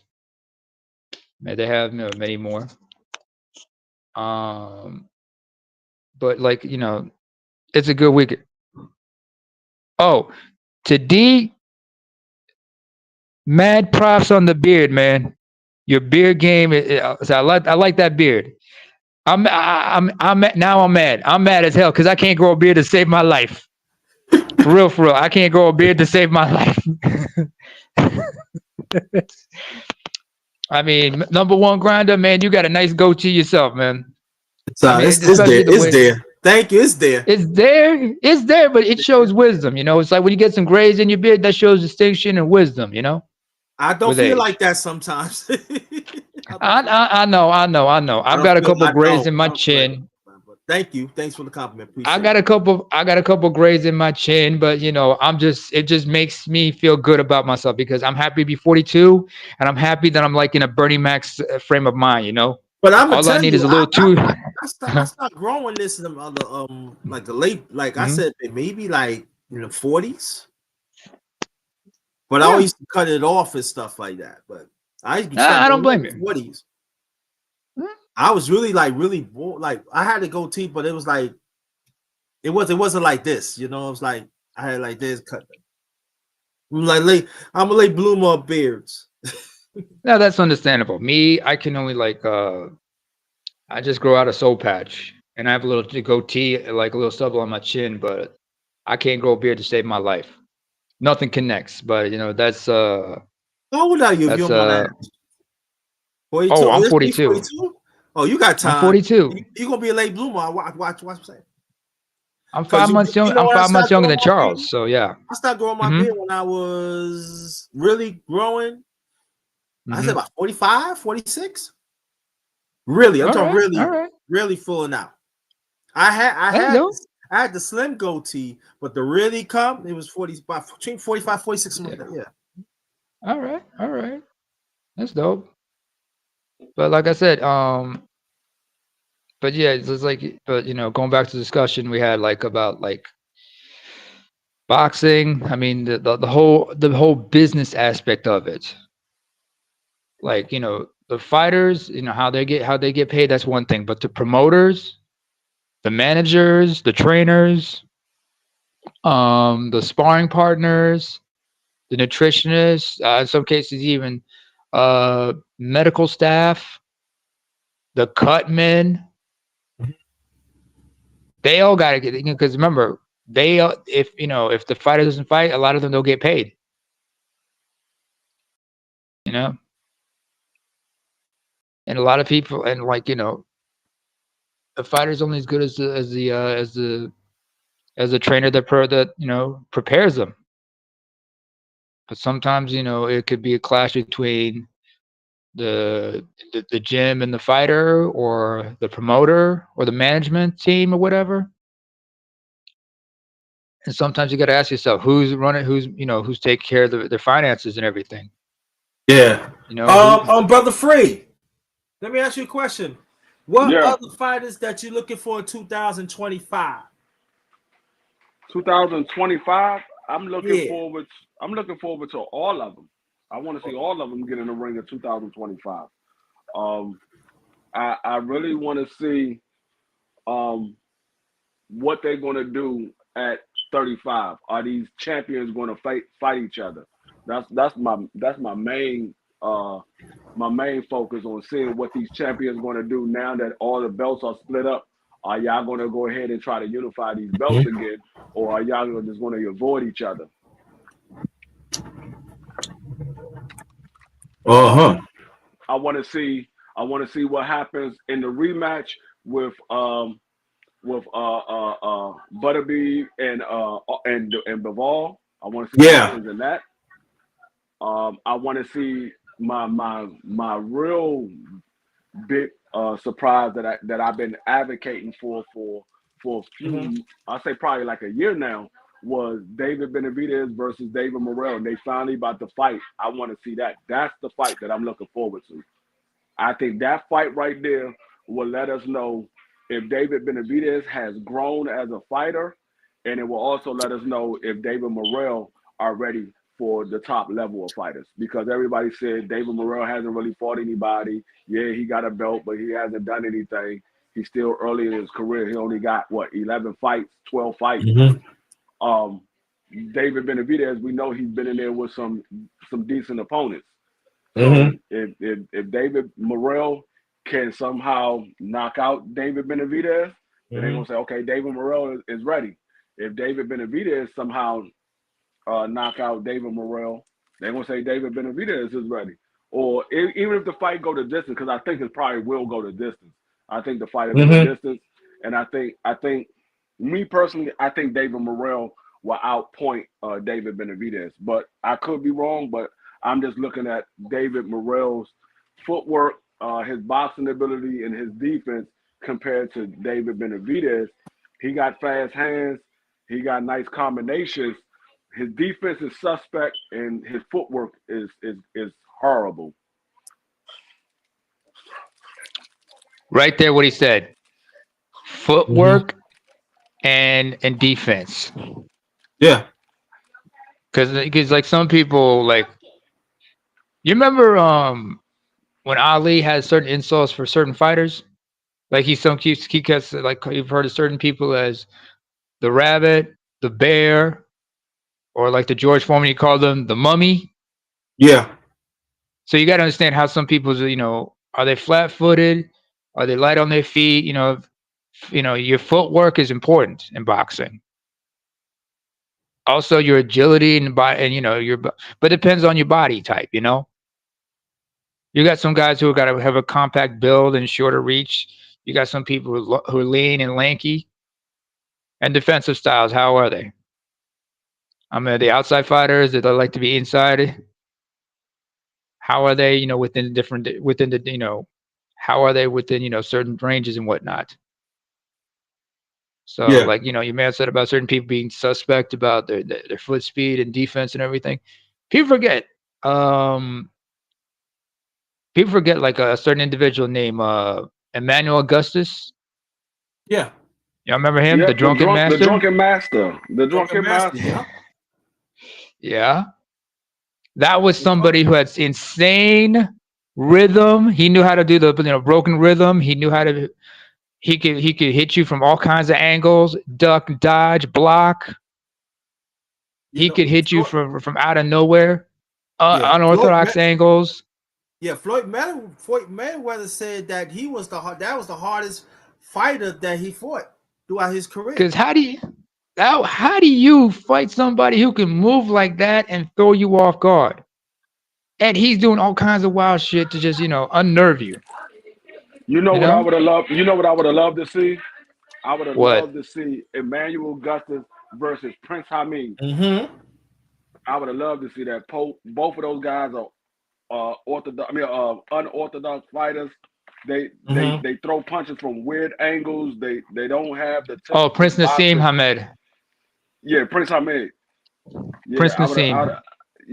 love to see them two fight. Yeah. Oh, wait a minute. Were they in the same weight class? I think Let me check. for a short period of time, but I think Prince he had already got beaten or knocked out or something like that, and Augustus was just coming onto the scene at that time when Prince was going out. Augustus was just coming onto the scene. He was just starting to make a name for himself. Let me check, because they were born around the same time. I did Prince. I seen he fought featherweight. Not featherweight. I think he fought No. He fought at bantamweight, super bantamweight, and featherweight.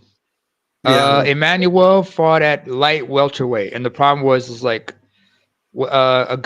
is 5'7". He has a 68-inch reach.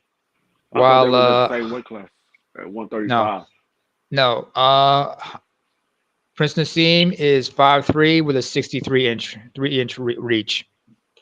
So that's long reach. Different weight classes, different fighting styles, different philosophies.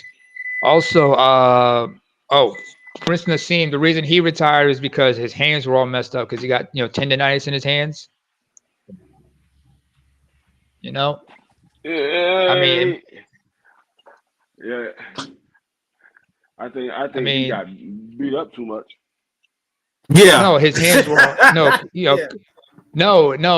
He has tendonitis in his hands because because the way he fought, he was a powerful puncher, right? I made it myself. Yeah. D, who you fighting with? D, you good? Yeah, you good. Keep on. Yeah. Somebody fighting for that meal. Hey, that's my French fry. I'll fight for the last French fry, motherfucker. I'll fight for the last French fry. I like Kevin Kelly. The Flush and Flasher. He from New York, rich from Queens, New York. He was a good one too. But his chin was like suspect. But he could fight though. Speaking of chins that were suspect, Zab Judah. Yeah. His chin was suspect. Good fighter too. Was a great from Brooklyn. Good fighter. Yeah. Exactly from Brooklyn, and Kevin Kelly from Queens, Flushing. All right. So the Flushing Queens. Yeah, there's an area in Queens named Flushing. Yes. Oh yeah. All right. I know because Flushing Flushing Meadows. That's where the U.S. Open is held. If you're a tennis fan.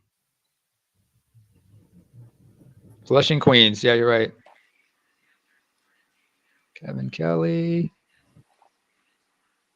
Now I'm looking him up because there's a lot of people named Kevin Kelly. Yeah.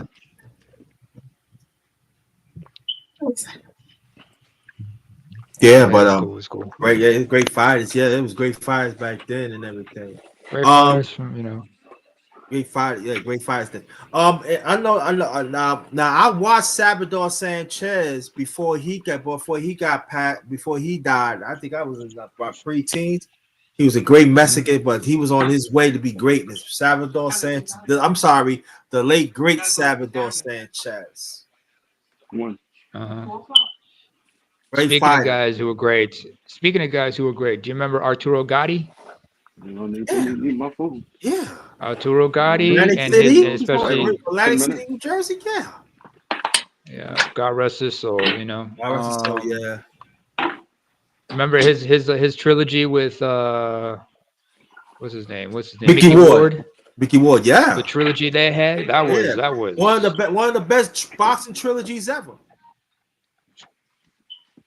Yeah. I mean, anybody. By the way, anybody here a gamer besides myself? If y'all remember the Fight Night series, the EA Sports. Yep. If you remember, it's especially round 3. Their trilogy was featured. You know, when you talk about classic fights, their fights were featured. One of the fights that were featured, along with I'm sitting here playing Undisputed right now. How's it? How's it going? DeFree? You ain't right, DeFree. I already became the undisputed champion at 135. Now really? Who you beat?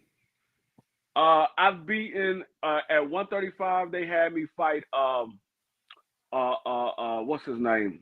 God. Hold on. It's on the tip. What's 135 exactly? Huh? What's 135?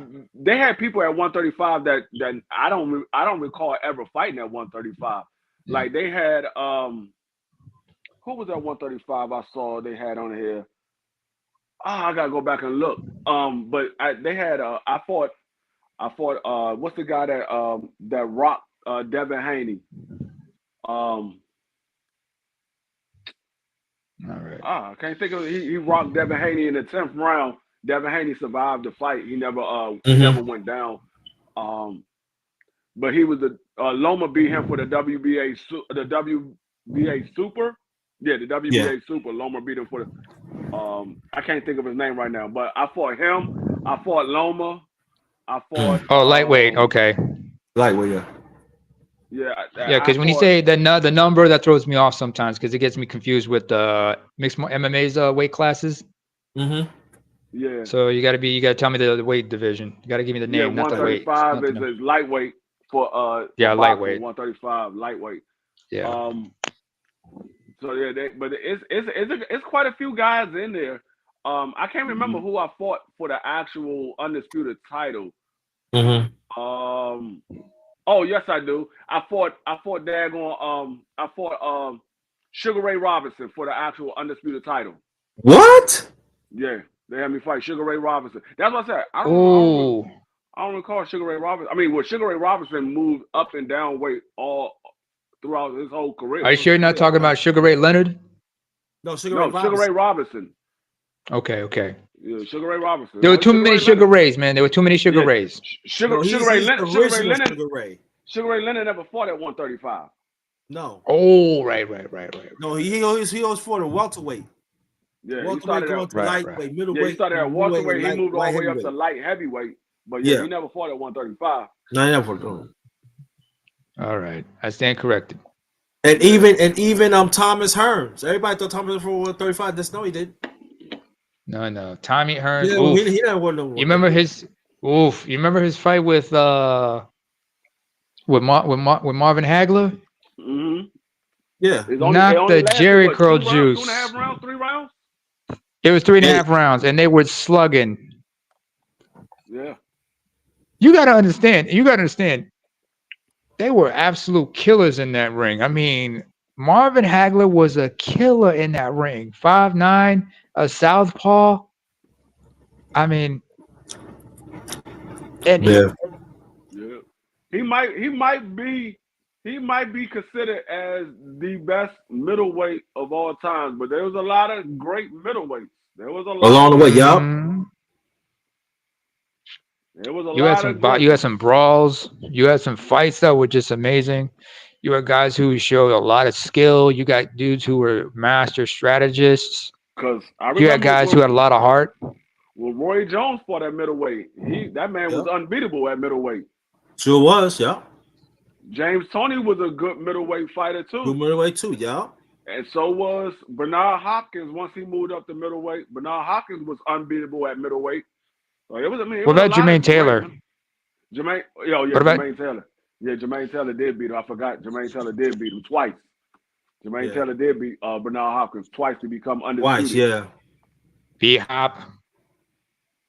Not to mention, like you said, like one thing you got to understand, like hand speed and everything. Yeah. Like you're talking earlier about hand speed and everything. I'm like, hand speed's good, but your hand speed's nothing without your reach, especially if you don't know how to gauge the distance. There's a lot of things in boxing people forget about. The sweet science is scientific. So you got to understand how to flow, how to move, when to hit. Because, you know, everybody's fighting. Because remember, we're talking about very unique fighters who are different heights, different reach advantages, different body types, and they fought differently. They all had their own unique styles. Nobody was generic. And see that's one of the reasons why I say that Keyshawn Davis is not ready for Tank Davis, because he doesn't understand. He doesn't have the experience and the ring IQ to be able to beat somebody like Tank Davis. See, Fight IQ right there. You said it. Fight IQ. Yeah. What a lot of people fail to realize, Tank Davis, regardless of how we feel about Tank Davis. Mm-hmm. Oh, he froze up for a minute. He'll be back. Yeah. DeFree, you might have to go back out, come back in. Froze up again, yeah. No. Yeah. Where's DeFree at, by the way? Where's he at? Where you at? Here in Maryland. Where you at? Oh, Maryland. Was he in the DMV? We're in Maryland. Don't know. Oh, no, I got family in the DMV. That's why. So I'm like, oh, Maryland, where about? Because I got family, well, mostly in Virginia, but you know, but that DMV area, you know. Oh, you got family in Virginia? I got family in Virginia, especially like in and around in and around DC, whatnot, Alexandria. Okay. You know, also got family in Maryland, especially, but even as far west as like Silver Springs. Okay. So, you know, Silver Springs. I get around. My people are out there. My people spread out like that. Okay. You know, got love for folks there. You know, got love for folks. But you know, that Maryland area. Also, a big shout out to B Moore, to our man in Baltimore. Yeah. So when next time gonna come back to the States? One time, first time I went to the States was like the early '90s, but you know, haven't been back since. But I can't travel. But if I do travel, you know, just gonna go there to, you know, see family and everything. You know, because like people spread out and whatnot. Hell, I remember my father been to the States more than on a few occasions. My parents, especially as well, along with my mother. Hey, what up, D? You're back. Hold on. Yeah, take your time.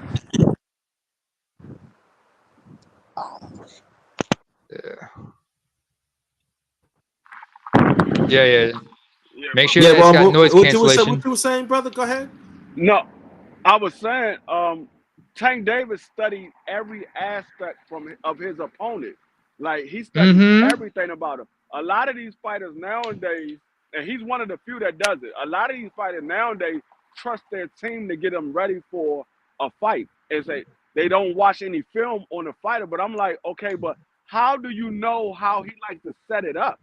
You don't know what his facial expression is or none of that. You don't know how he dropped his guard when he about to throw a left hook or a right hook.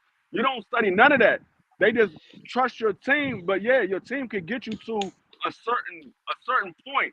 At that point, you got to go off of instinct. What you saw that fighter do, you see how he reacts to certain punches, and you say, okay, well, I know he's about to do this. I seen him do this number of times before. He's about to do this, and then you go ahead and get ready for that shot.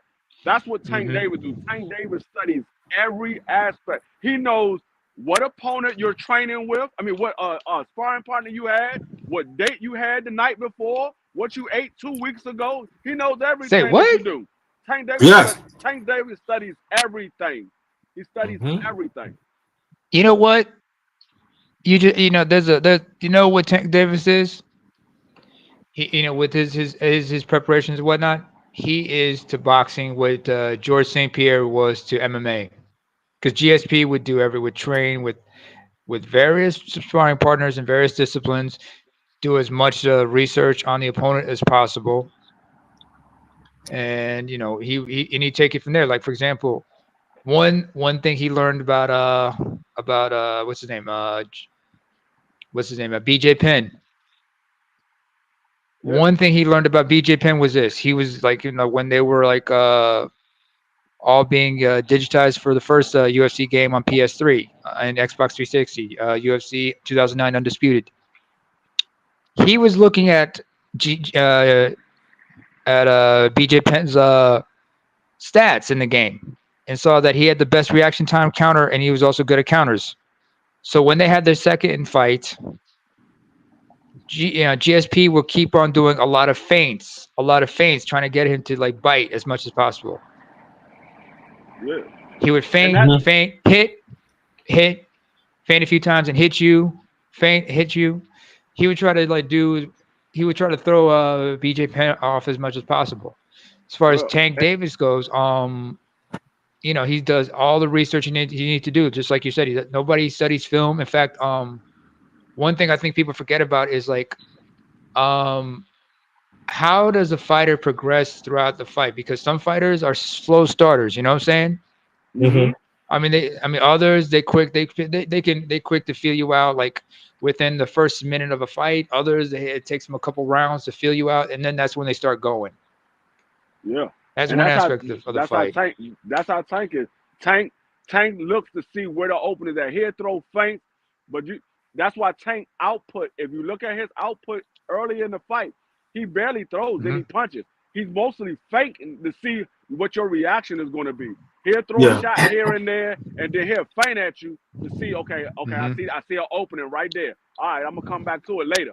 I'm just gonna let it stay right there, and I keep that in the back of my memory. I know he dropped his guard when I go to throw this punch right here. And so that's one thing. Like when they said, what did Tank Davis learn from Floyd?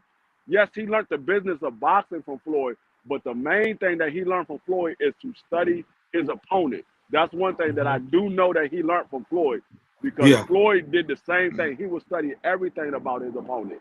Yep. He watched tape, like you said. I mean, how many of these boxers are also gamers? If they were gamers, you would tell them start playing Undisputed. Play Undisputed on hard, on you know, normal or maybe hard mode, and see how you fare against this person. Look for openings that way. Some people, you know, they need you know, like if they got a VR headset. Like, you know, you got certain games that are on VR right now, especially for like PS5 and PS4. Yeah. If you get, you know, you can give that to a fighter nowadays. Maybe that'll make them want to start, you know, studying tape and do some practices that way. Yep. Well, I mean, they're using that in the NFL right now. That's the way my Washington quarterback trains. When he in practice, he's the only quarterback in the NFL right now that uses that. And he put it on extremely hard. And he's been doing that since college. He was doing it in college, and he brought that back to in LSU. The NFL. Yeah, he was doing it at LSU. Yeah. He was the only quarterback in college that was using it.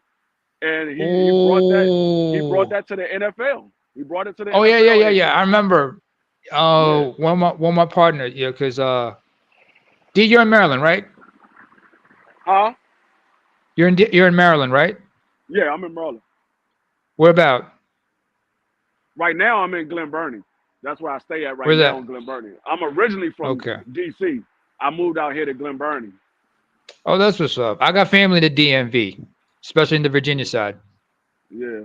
So, but the thing is like, you know, but like, you know, but you know, I just wanted to say that, but I just wanted to clear that up. But like you said about like, you know, Jaden Daniel's last name. Daniel's first name keeps throwing me off. Is it Jalen or Jaden? I don't know how to say it sometimes. Jaden. Jaden. Thank you. It gets. I get it confused with Jalen sometimes. But But I once said this because there's a couple of partners of mine who cover football and whatnot, and one's a Commanders fan. He lives in the DMV, and he talked about, and I told him about this stuff about Jaden Daniels using the VR headset, and we brought up Kyler Murray, who plays for the Arizona Cardinals. You think instead of Call of Duty, have his dumbass play Madden, maybe then the Cardinals will start playing, winning some games and whatnot. Maybe you might get some, have players start playing Madden. Maybe they can focus on the game more in a different way. Put some VR on people's headsets.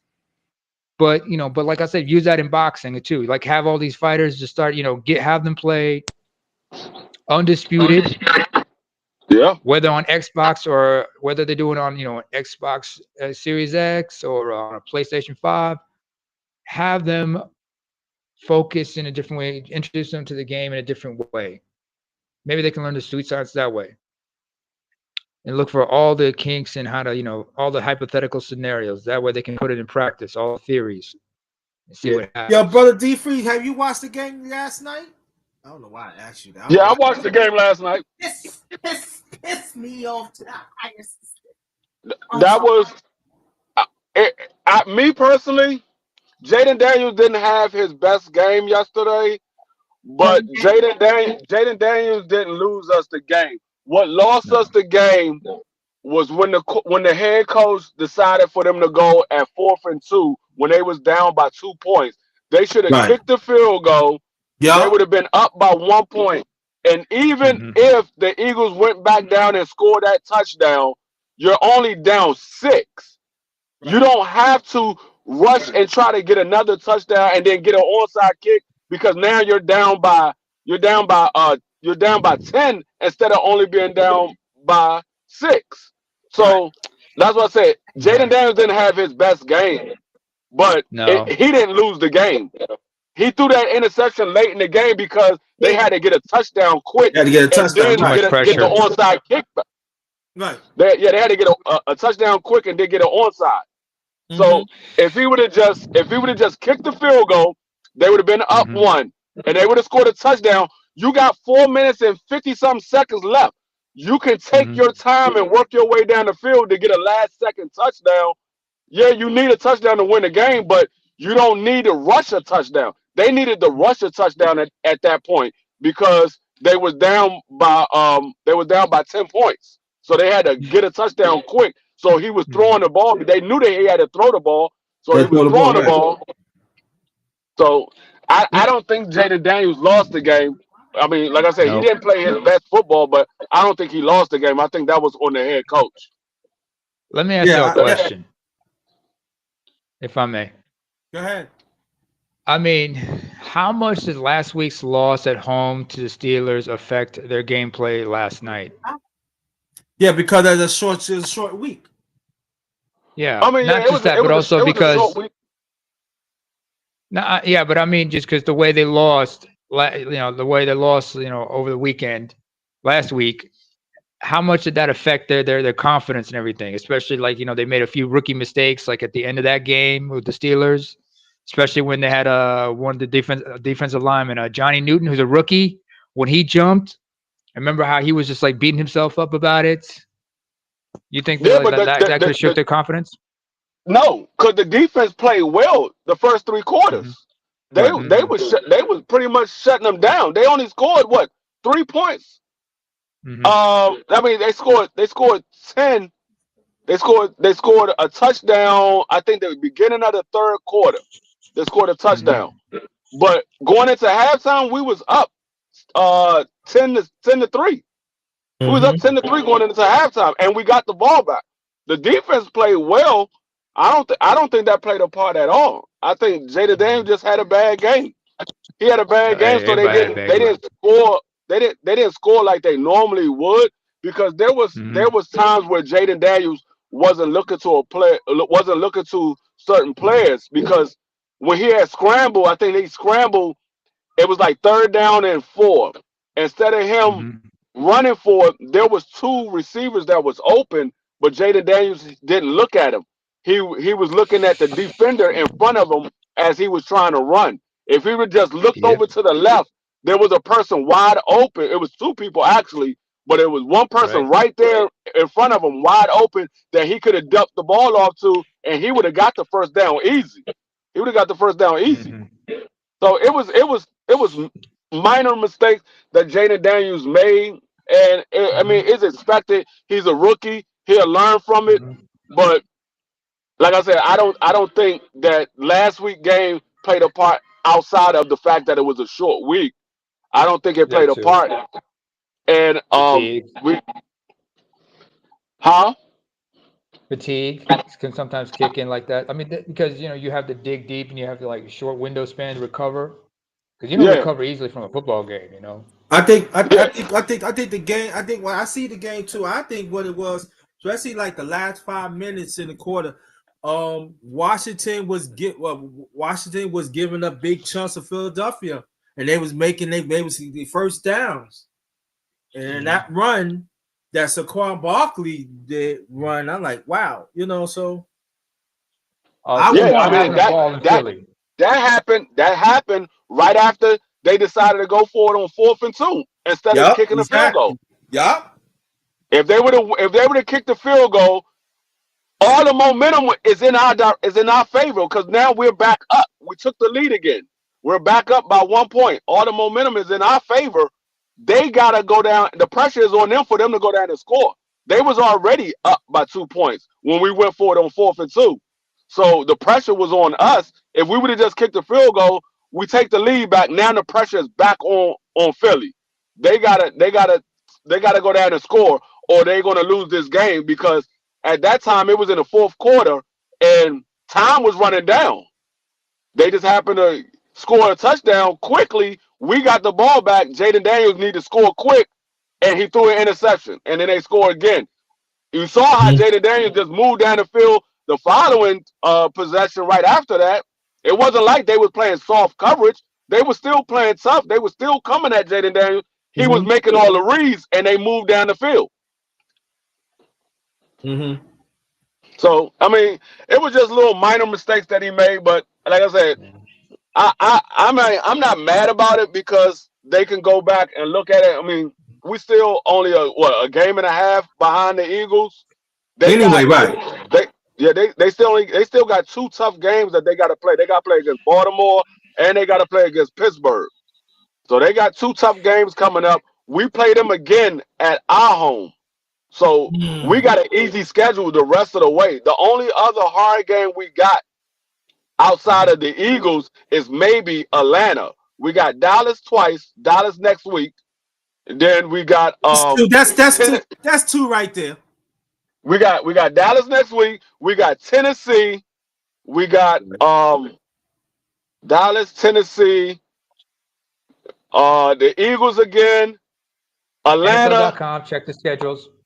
Yeah, Atlanta, and then Dallas for the last game of the season. It's another game I'm missing in between that because I know it's Dallas, Tennessee, and there's another game I'm missing. That's another easy game. Because I'm looking it up right now. Yeah, we played. No, that might be all of them because we played 11 games already. Yeah, that's all of them. We got Dallas, Tennessee, Eagles, Atlanta, and then Dallas again. Well, the 2 wins against Dallas, it's y'all anyway. Y'all got Dallas, so they ain't no problem. Dallas out, so it'll make a difference, Yeah, I think we could beat Dallas and Tennessee. I think we could beat everybody that's left on the schedule. I think we could have beat the Eagles last night. It's just we made some minor mistakes. And so, like I said, and not to mention, we haven't had a bye week yet. We've been playing all season. Yeah. We still haven't got Marshawn Lattimore back. Lattimore been injured since we picked him up. So he probably will be back for that Dallas game.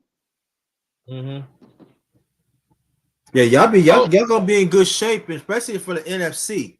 going to the playoffs. Y'all gonna be in good shape. Y'all gonna have probably like probably the third seed, second, third seed, something like that. Yeah, we're if we beat the division, if we win the division, we will have the number 2 seed unless The two seed. Detroit lose, because Detroit Right. right now is the number 1 seed. No, one seed, right. Yeah, so They are. if we win our division, we'll have the number 2 seed. If we lose our division, we'll probably be one of the top seeds for the wild card. Right. Because But I don't see us losing. I don't see us losing more than 5 games. I don't see us losing more than 5. We probably end the season somewhere around 12-5 or 13-4. 13-4, yeah. I'm looking at 13 for y'all. I'm looking at 13-4 for y'all. I mean, I mean, if we beat the Eagles the next time we face them, I see us 13-4. Yeah. At By the the way, worst, sorry, D. I'm just checking it. I'm just looking at the schedules. Week 12, you guys got whatchamacallit? You got Dallas. Week 13, you guys get you're on the road with Dallas. Then week 13 is Titans. Week 14, Tennessee. you guys get a bye. Tennessee, Then you get the Tennessee, week bye. You get a bye on week 14. Yep. You got to buy week 15, 14. I'm looking at right now. We got the Eagles coming back, and then we got Atlanta, and then Dallas. Dallas, right. Let me see. I don't want to talk about the Jets. No, wait. Jets, No, right? week 15, you guys are on the road to Louisiana. You guys meet the Saints. Oh yeah, that's right. That's who it is. The Saints. Yep, the Saints. It's a Saints. We gotta play the Saints. That's another game y'all can win too. That's another game y'all can win. Yes. Yeah. I knew I was missing somebody. I'm like, hold on, I'm missing somebody. Hey. Be glad. Hey, then against and you guys week 16 is at home to the Eagles. Then week 17, let's see, where's that? I'm looking up the schedule. NFL.com. I mean, it's good to have somebody just check, do some research on the fly here, Yeah, I think our last 2 games are home games. Yeah. Atlanta, you're supposed to meet the Falcons at home in week 16, week 17. Yes. Week 18, what's the deal on that one? It says to be determined. Jesse, which team are you talking about, Jesse? Oh.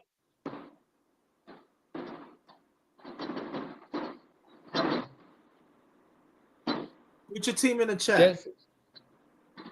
Huh? Let me look that up. He's talking about this weekend. Okay, let me look up. This weekend, I was just looking at the set because I do NFL picks every week. Who's Atlanta playing this week? Atlanta's. Let me look. It's week 11, right? Yeah. This is week 11. Week 11. I'm looking at it right now. Hang on. Week 11, Atlanta Atlanta's in Denver. Atlanta's in Denver. Colorado. They're taking on the Broncos on the road. Atlanta got Denver. Oh, Broncos. Oh, that's right. You live in Colorado, right? The Broncos. Okay.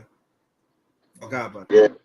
Oh, okay. Oh, okay. Your team's, yeah. You guys hosting Atlanta.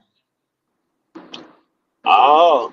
Yeah, they hosting Atlanta. That's why I said I don't think Atlanta wins that game because they got to go to Mile High. Kirk Cousins, I don't trust him. Kirk Cousins, he had some games where he looked good, and in other games, Kirk Cousins looked horrible. You know about Cousins. He always lose the crucial games.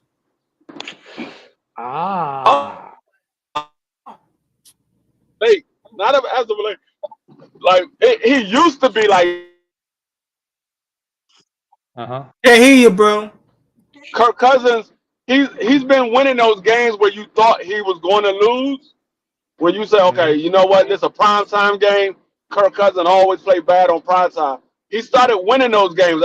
The first win he got was in Washington when Washington beat Green Bay on Monday night. And ever since then, he got that monkey off his back. He started winning those games. Now, he still lose some of them, but he started winning those games. He's not bad on primetime like he used to be. He got I older. still He don't, I got still don't wiser. trust him. And he got a I new still don't team. trust him. Hey, I gotta ask you, Jesse, a question here because it says AKA Che and Nkrumah. What's going on, man? Are you half Cuban and half Ghanaian?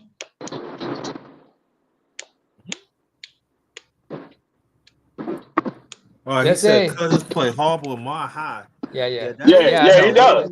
That's why I said I don't like Kirk Cousins going to Denver. Kirk Cousins don't play well in Denver. Oh no. He don't. He doesn't. When he was with Washington, he didn't play well, and when he was with the Vikings, he didn't play well. No. Good. He don't play well in Denver. Nah, it's all love, man. I'm just joking with you, Jesse, because I'm African myself.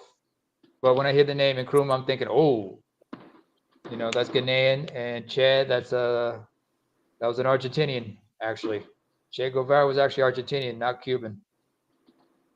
They used to call him El Argentino.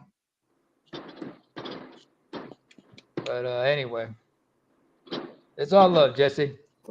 Yeah. I know one thing. I know these daggone Jets better win this weekend. I got money on them. We ain't talking about the Jets. All right? We ain't talking about don't talk about Jets no more. They better win. I got money on them. I'm trying to figure out how they lost to Carolina. I'm like, God, damn y'all You niggas. talking about the Cardinals, right? I mean the Cardinals. How? You tell me. Don't get Kyler Murray. Don't get the Cardinals mixed up with the Jets. Now, come on, man. Green and red at the same I color. don't even want to talk about the Jets. I don't know. They need a heart transplant or something. Dog. All I know is this better be Aaron Rodgers last year. I know. I forgot to tell you this. Aaron Rodgers talking about he want to come back for 2025. You better not let him come back. No, I'm gonna tell you right now. I guarantee you, Devontae Adams is sitting there kicking his own self for picking the Jets to go to. I know he's kicking himself. I know he was like, man, I could have went anywhere else instead of here. This man is done. It could have been a whole lot worse. Imagine if he went to Phoenix. And he had Cleveland wasn't in the running for him. Wasn't. I said Phoenix. I said Phoenix as in Arizona. He would have been better in Arizona. With Kyler Murray in the way? I don't think so. Yes, he would have been better in Arizona. Kyler Murray is playing. You know Arizona is the leader of that division right now? Yeah. Arizona's playing good. Very good. They ain't playing bad at all. Yeah, and the defense is stepping up big time too. You add Devontae Adams over there with Marvin Harrison Jr., man, Arizona probably beat everybody else left on their schedule. They only got one receiver, so you can kind of game plan for them because they only got one receiver. But they playing good right now. All I'd say is show me the money, man. Show me the MF and money. That's a Jerry Maguire reference here, folks. No. Okay, let's start talking about the Jets. No, I don't know. He only want to talk about the Jets when they win, and when they lose, he don't want to talk about them. No. We ain't gonna like you. That's right, like you. Don't put it on me. I'm gonna leave that alone. All right, I'm gonna leave that alone. That's right. When the Commanders lose, you don't want to hear nothing. Nope. No, I don't have no problem talking about my team when they lose because I know where the mistakes are made. I'm gonna be honest about my team. That's one thing about me. I'm honest with my team too. One thing about me, win or lose, I'm gonna be honest about my squad, and I'm gonna tell you where we messed up at. I'm honest with my team. The Jets need a heart transplant. They need a new transplant. They need everything. Man, right now, Jets is like a double cheeseburger with extra bacon right now. Hey, they're screaming for a heart attack. DeFree, that's my favorite. So don't talk about. Don't take that out. Take that out. That's my favorite. That's my burgers. The burgers not they like they screaming for you to have a heart attack right now. They're double double bacon, extra bacon cheeseburger. No. I'm gonna tell you. I'm gonna tell you what the Jets are. They are the stinking ass East River, right? That's what they. That's what they are. Steak. They some fries with extra salt. They No. I'm not talking about fries. Leave them. Jets is stink as sewage. And I was supposed to have. I'm about to have fries for dinner, and a few other things. The Jets stink as sewage. They are. I can understand that they doodle them, but they team, man. I mean the team, come on. They stink, man. They stink bad. They stink bad. They stink. I mean, like, man, come on. I mean, like, and I'm saying, like, Buffalo. I get the frustrations. Buffalo leading division, but Buffalo always suspect towards the end of the season. But he was beating up a wall, so his hand messed up. Yeah, so. You hear me? Oh, okay. He driving. Give him a minute. I don't want to get that person mad at us. Cool. Yeah, but Detroit, but Detroit is Detroit is leading the whole NFC.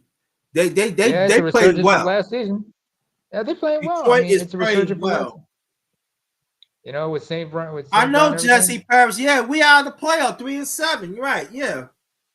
I mean, you ain't have to put the record on the chat. Honestly, that's better. You ain't have to put it on. You ain't have to put it on there. I know what 3-7 is. I know what it is. Dang, I mean, I understand. I understand. Beat the Jets. I understand that. Jesse, why you got to do your man like? Why you got to do us like that, man? That's wrong. Jesse, why you got to do your man like that? I mean, he throwing a W up there. Dang, I understand that. I get it. You know what I mean? But all jokes aside, though, everybody is talking about Buffalo, but I keep on saying Buffalo got to beat Kansas City in the playoffs. Yeah. In the playoffs, we ain't talking about regular season. In the playoffs. No, that's a different animal right there. All right, people keep forgetting. Preseason, regular season, postseason, you play differently. You playing differently in all three periods of any season. All right. Just because you play just because you play one way in the regular season doesn't mean you're gonna be like that. I mean, I'm saying like this, that if Buffalo beat Kansas City, right, in a regular season, right? Okay, that's well and good. But what about in the playoffs? If they meet in the playoffs. Because one thing I learned about playoffs is like, Kansas City gonna be in the playoffs. If they beat them in the playoffs, if they meet in the if those two teams meet in the playoffs, I mean, hypothetically, because the playoffs, anything can go. You understand what I'm saying? Anything's go. Look. Let me in the AFC, and I'm saying in the AFC, Kansas City still they defended Super Bowl champ, but we just gonna stick to the AFC. They still the king of the AFC. You gotta knock them off the playoffs. Yeah, you gotta know. It's like our man Snowman says, knock them out of the playoffs. To be the champs, you gotta unseat the champs.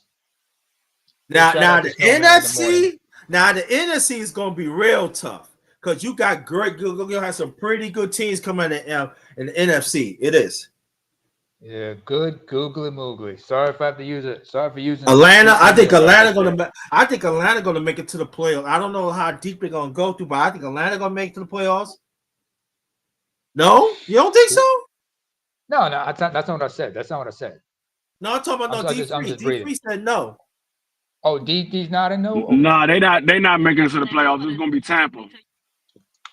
Tampa Bay? You really think so? Baker Mayfield's doing good? Hey. They've been showing it. They've been having a good show this season. Tampa Bay lost some close ones lately. Yeah, but you gotta understand. Yeah, but they lost both their receivers in that close game. The game that they lost both their receivers. But the game right after that, they won when everybody thought that they was going to lose because they didn't have no receivers. They won that game right after that. Yeah. See, I forgot about that. That's why because Tampa Bay got Mayfield, right? They got Mayfield, right? Baker Mayfield. They got Baker Mayfield. Right? Took over Yeah. After Tom Brady finally retired, after he finally hung it up for good. I'm sorry. Sometimes, some people, certain legends. Cleveland is the one that's kicking themselves by giving up Baker Mayfield for Deshaun Yeah, Watson. Cleveland sure did. Yeah. First of all, that whole situation, you got to go back 2 seasons, all right? 2-3 seasons, because that whole trade was an entire. You don't mind if I cuss, do you? Number one. Let it loose. I don't care. I'm cursing out the Jets anyway after this, and that we don't get off. Yeah, I know. I just want to make sure I encourage. Everybody called me cussing because might be some people uncomfortable. But anyway, it was an absolute shit show. It was a motherfucking tornado, then a motherfucker. All right, because the whole situation. Because first of all, $200+ million, all of it guaranteed. Who in their right mind wants to do that? Especially, and then once he signs with Cleveland, the whole message in Houston comes out. Dallas. No, Dallas is a shit show all its own, and the first person that Yeah. I'm saying you know what's the worst thing about Dallas? Y'all losing on Jerry Jones' birthday when he turned 82. That's effed up, man. No, but blame it on Dak. I think Detroit smacked him on his birthday, right? Was it? What's worse about it? I think roughly like 3 weeks after he signed that contract, like 3 weeks later, he gets injured for the season. Yup. He's done for the season. Yo, I'm sorry. You know what I'd like to see? You know what I'd like to see right now? I would like to see Dak Prescott at a local PD, at a local police precinct in the interrogation room, and sitting across from him is Bill Duke. And Bill Duke telling him that kid that giving him that that historic that trademark line. Look at him go like, now Dak, you've been fucking up for the last few years, right? You've been fucking up. You know that, right? You've been fucking up. You done fucked up. Oh, Jesse, don't say that. Is that true? That's true, Jesse. Don't say that. He said, I'm kind of glad Mahomes and Kelsey house got burglarized this week. Come on. What the hell? Is that true, Jesse? Jesse, are you out your fucking mind? Come on, Jesse. Come on. I know exactly what he means. I do exactly know what he means. I do. I do too. Either way, that's wrong. That's wrong on so many levels. You know what I'm saying? I understand what Jesse talking about. Now, I get it. That's all I think. Oh, okay. I get what he's saying. I get it. No, clue me in. I got no clue. I know exactly talking about. Yeah, man. Clue me in. I have no. Clue me in. What do you mean? That means I gotta switch the conversation. All totally different when we gonna stick to sports and boxing. All right. You gotta come back for that. You gotta come back for that conversation. Now, Jesse, tell me if I'm right or wrong. You talking about the system, right? Yes or no? Oh, you talking AFC, right? West rivals, yeah. Shit. That's Some right. people just need their asses whooped right now. That's all I'm gonna say. AFC West rivals, yeah. Mm-hmm. And the Raiders, I don't know about the Raiders. The Raiders, I don't know. That's a historic rivalry between the Raiders and the Chiefs. Shit. Yeah, that rivalry been going on back in the AFL days, back in the 60s and 60s. Yeah, they've had some fight. They've had some games where they went at each other and it was close to win, and it came down to forgot what year it was. I think it was 92. Raiders won it on a field goal, and it was an ugly field goal. It was the way it was kicked and everything. It was a complete mess, but somehow just crossed the upright, went through the uprights. It was a Monday night game. It was a Monday night game. Yeah. Early 90s. Raiders trash. Yeah, they trash this year. Yeah. I think they're gonna clean house of the Raiders too. But I ain't gonna talk about them. I ain't gonna talk about them no more. Cause every time I talk about them, you got to bring Charles up in here if you're gonna talk about the Raiders. Talk about the Ravens. Nah, yeah, Charles, yeah. That would be Charles. Yeah, yeah. But tonight on Netflix is going to be the main event. But I let people know. But yeah, that's going to be entertainment. But check out the undercards. They got some. What time is it? Huh? What time is it? The fight. The Miss told me said it's going to be 4 hours, so it's going to come starts at 5:30. It's on. I mean 8. It starts at 8. I'm sorry. Boop, boop, boop, starts Where's at it being 8. held? But it's on. No, it's on Netflix, behind time. Where's the venue? Right. Where's the venue? Is it Vegas? It's in Netflix. It's in Texas, right? Arlington, Texas. It's in Texas. Okay, that's it's on Netflix. I'm in Europe. I know Netflix. It's on Europe for me. It's on Netflix because I'm on Netflix right now. There you go.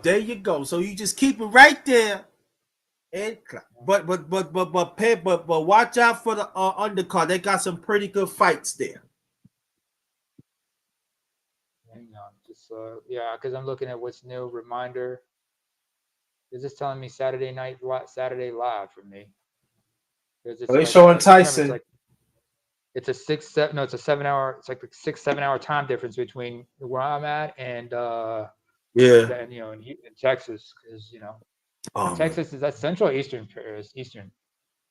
Arlington, yes. Yeah. But it's on Netflix. So anybody that have Netflix, your good money starts 8 o'clock. I swear to God, I'm gonna crush Jake Paul. Jake, I might be old. I'm 57, but I'm 57 years old. But man, don't get me mad. Yeah. Don't get me mad. Yeah, I got it set on a reminder. Got you. Thank God I got Okay, well, we're gonna wait and see. DeFree it starts 2 p.m. at my end. It starts in no, I'm looking on Netflix right now. It says for me, because different region, different country. It says for me it starts at 2 a.m. So I'm gonna be up all night. Okay. Yeah, we're gonna wait and see DeFree's come back in a few minutes. Then I'm gonna end this. AT&T Stadium. Oh, Texas, AT&T Stadium, Arlington, Texas, home stadium. Jerry Jones. Yo, that's Jerry Jones' penthouse. It's Jerryland. Jerry Jones' penthouse, yeah.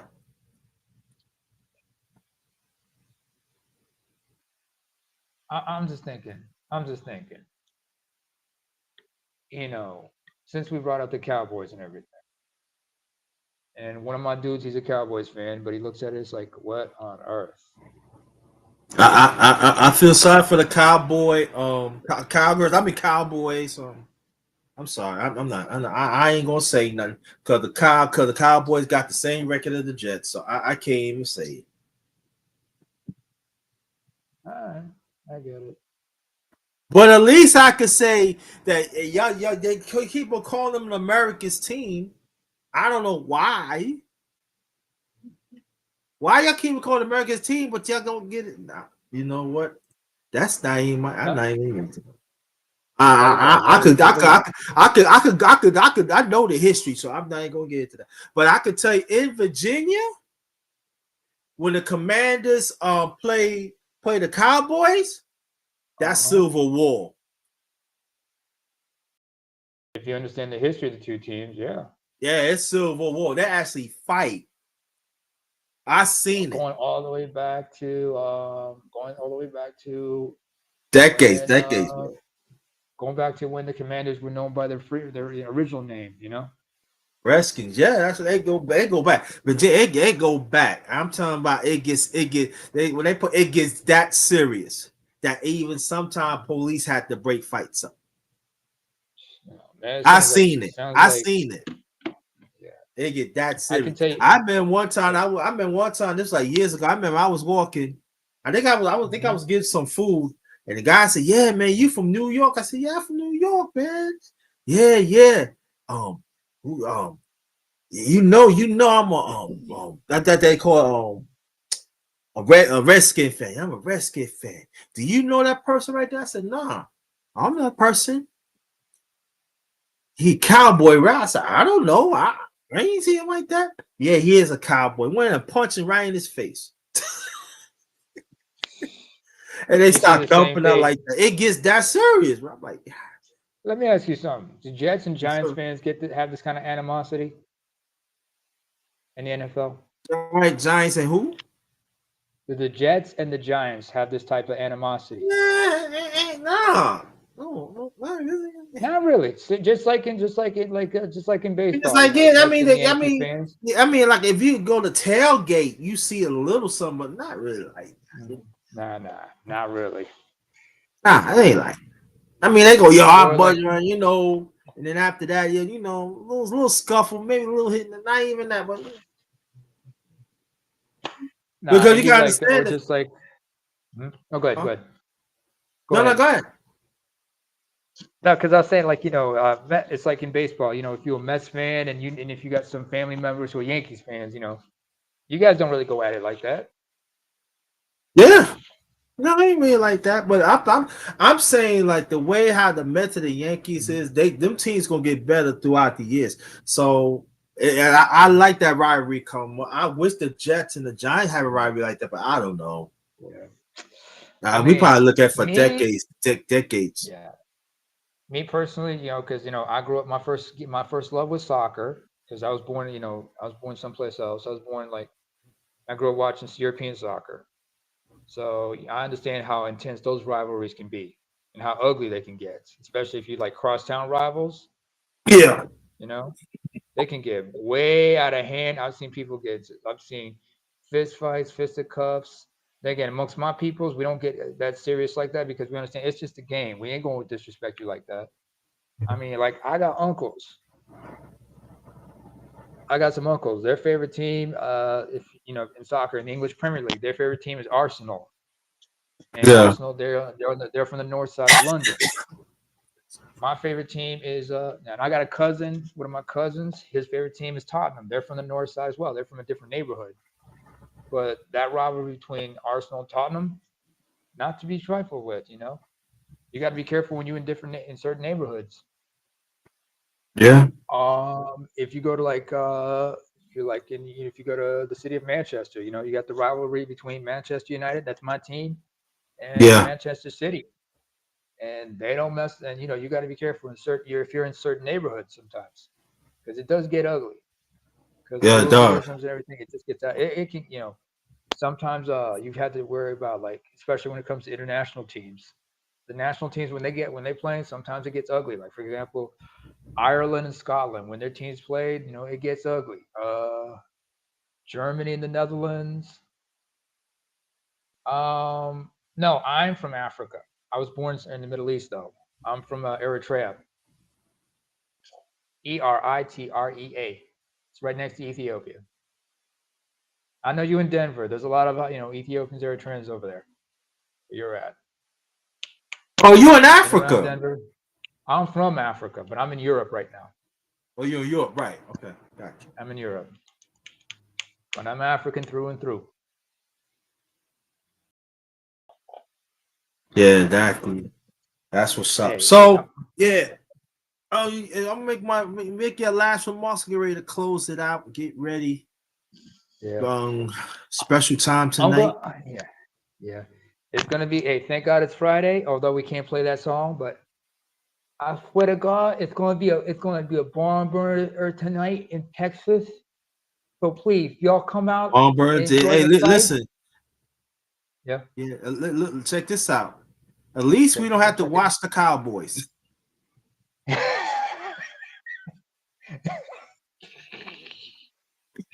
Some people refer to the Cowboys as the Cowgirls. That's a good. At least no, unless Dak Prescott is in the house just watching the fights. I'm like, dude, go to one one of the private. And Zach private ain't worried boxers, about because man. he got his money up top. He ain't worried about it. Yeah. Just stay away from Jerry Jones. Just don't be in the same box with Jerry Jones. If you want to get paid, come to the Cowboys. If you get hurt, don't worry. You will get RP Nipsey Hussle. All right. Because Jerry Jones will give you. Welcome to Jerryland, folks. But where at the absurd is constant. Yeah, but at the same time, he called all the shots, even all the way down, including to the coaches. I mean, that's why Jimmy Johnson left. Yeah. I mean, those guys, they go all the way back to college because they played for college football together in Arkansas. Yeah, they in '64 they won the national championship together at Arkansas. Arkansas Razorbacks, 1964 they won the championship together. Yeah, Jerry Jones was an offensive lineman. Yeah, and I forgot what Jimmy Johnson played. He played on defense though. I forgot what it was. Might have been a safety or maybe something like that. But yeah, secondary. Jerry Jones know a little of football. I'm not gonna say, but he called all the shots. He's a control freak. I mean, but the thing is like, you think, man, can you sit down and let everybody else handle their business?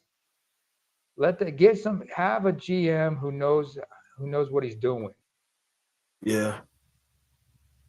But again, you got too many egos in certain places, certain franchises. I mean, just like remember with the Yankees, George Steinbrenner, when he took over, he had everybody, had to change their looks. Everybody had to be clean shaved. A mustache was okay, but a goatee was out of the question. No beards for that matter. Everybody had to cut their hair. I'm sure he made an exception for Deion Sanders with the Jerry curl, right? You remember that? I can't say. It's like, he had the Jerry curl. He had the Jerry curl back then when he was playing baseball. Oh, you talking about? Okay, yeah, okay. Prime time with the Yankees. Yeah. But that was the same year he played with Atlanta Falcons. Because he played two sports. Two sports, has two Super Bowl rings. Never had a World Series ring to go with it though. That would have been dope. Jimmy Foster spoke to Jerry Jones, talk about his players' manhood. Hey. Yeah, that's messed up. Well, I'm not, I ain't gonna touch that one. But anything else you want to add on, bro? Before I add some more, and then we're gonna close this out. I just want to say, God bless y'all. Stay safe. Y'all have a joyous weekend, and enjoy the weekend as much as possible. To any of your loved ones who are not there, call them, let them know you love them, you're thinking about them, and show some and spread the love to everybody, man. I mean, right now we're going through changes, and some people are just not prepared for it. So we just gotta help each other out, be prepared for the worst, but pray for the best. With that, God bless. Stay safe. Be safe. Thank you. Also, thank y'all. This is the last of the Underrated Boxing Talk number 93. Thanks for brother Clarence McClain and brother DeFree. Thank y'all so much for participating in the conversation. Thanks for y'all to take out your time to come to the panel. I really appreciate it. Brother Clarence McClain from No Duck Zone Podcast, also McClain Productions. I want to go check them out. Also, my brother DeFree. He does boxing, he does football and other stuff. Please want you to go check them out too. And I don't know when I'm gonna do another boxing talk. I don't know. I'm gonna try to squeeze 2 out, 1 out before the year is out. And so let's see. Also, I want to thank y'all so much. And everybody participating in the chat. Thank y'all so much. I know we got off boxing, but it's okay. It's all right. Sometimes it happens like that. Sometimes it happens like that. So I had no problem with that. But thank you. Thank each and every one. Go Iron Mike, knock out Jake Paul tonight. Hey, look. I hope so too. He find out at 8 o'clock, after 8 o'clock. But if he not Mike out, I celebrate. So I thank y'all. Miss, you want to say bye?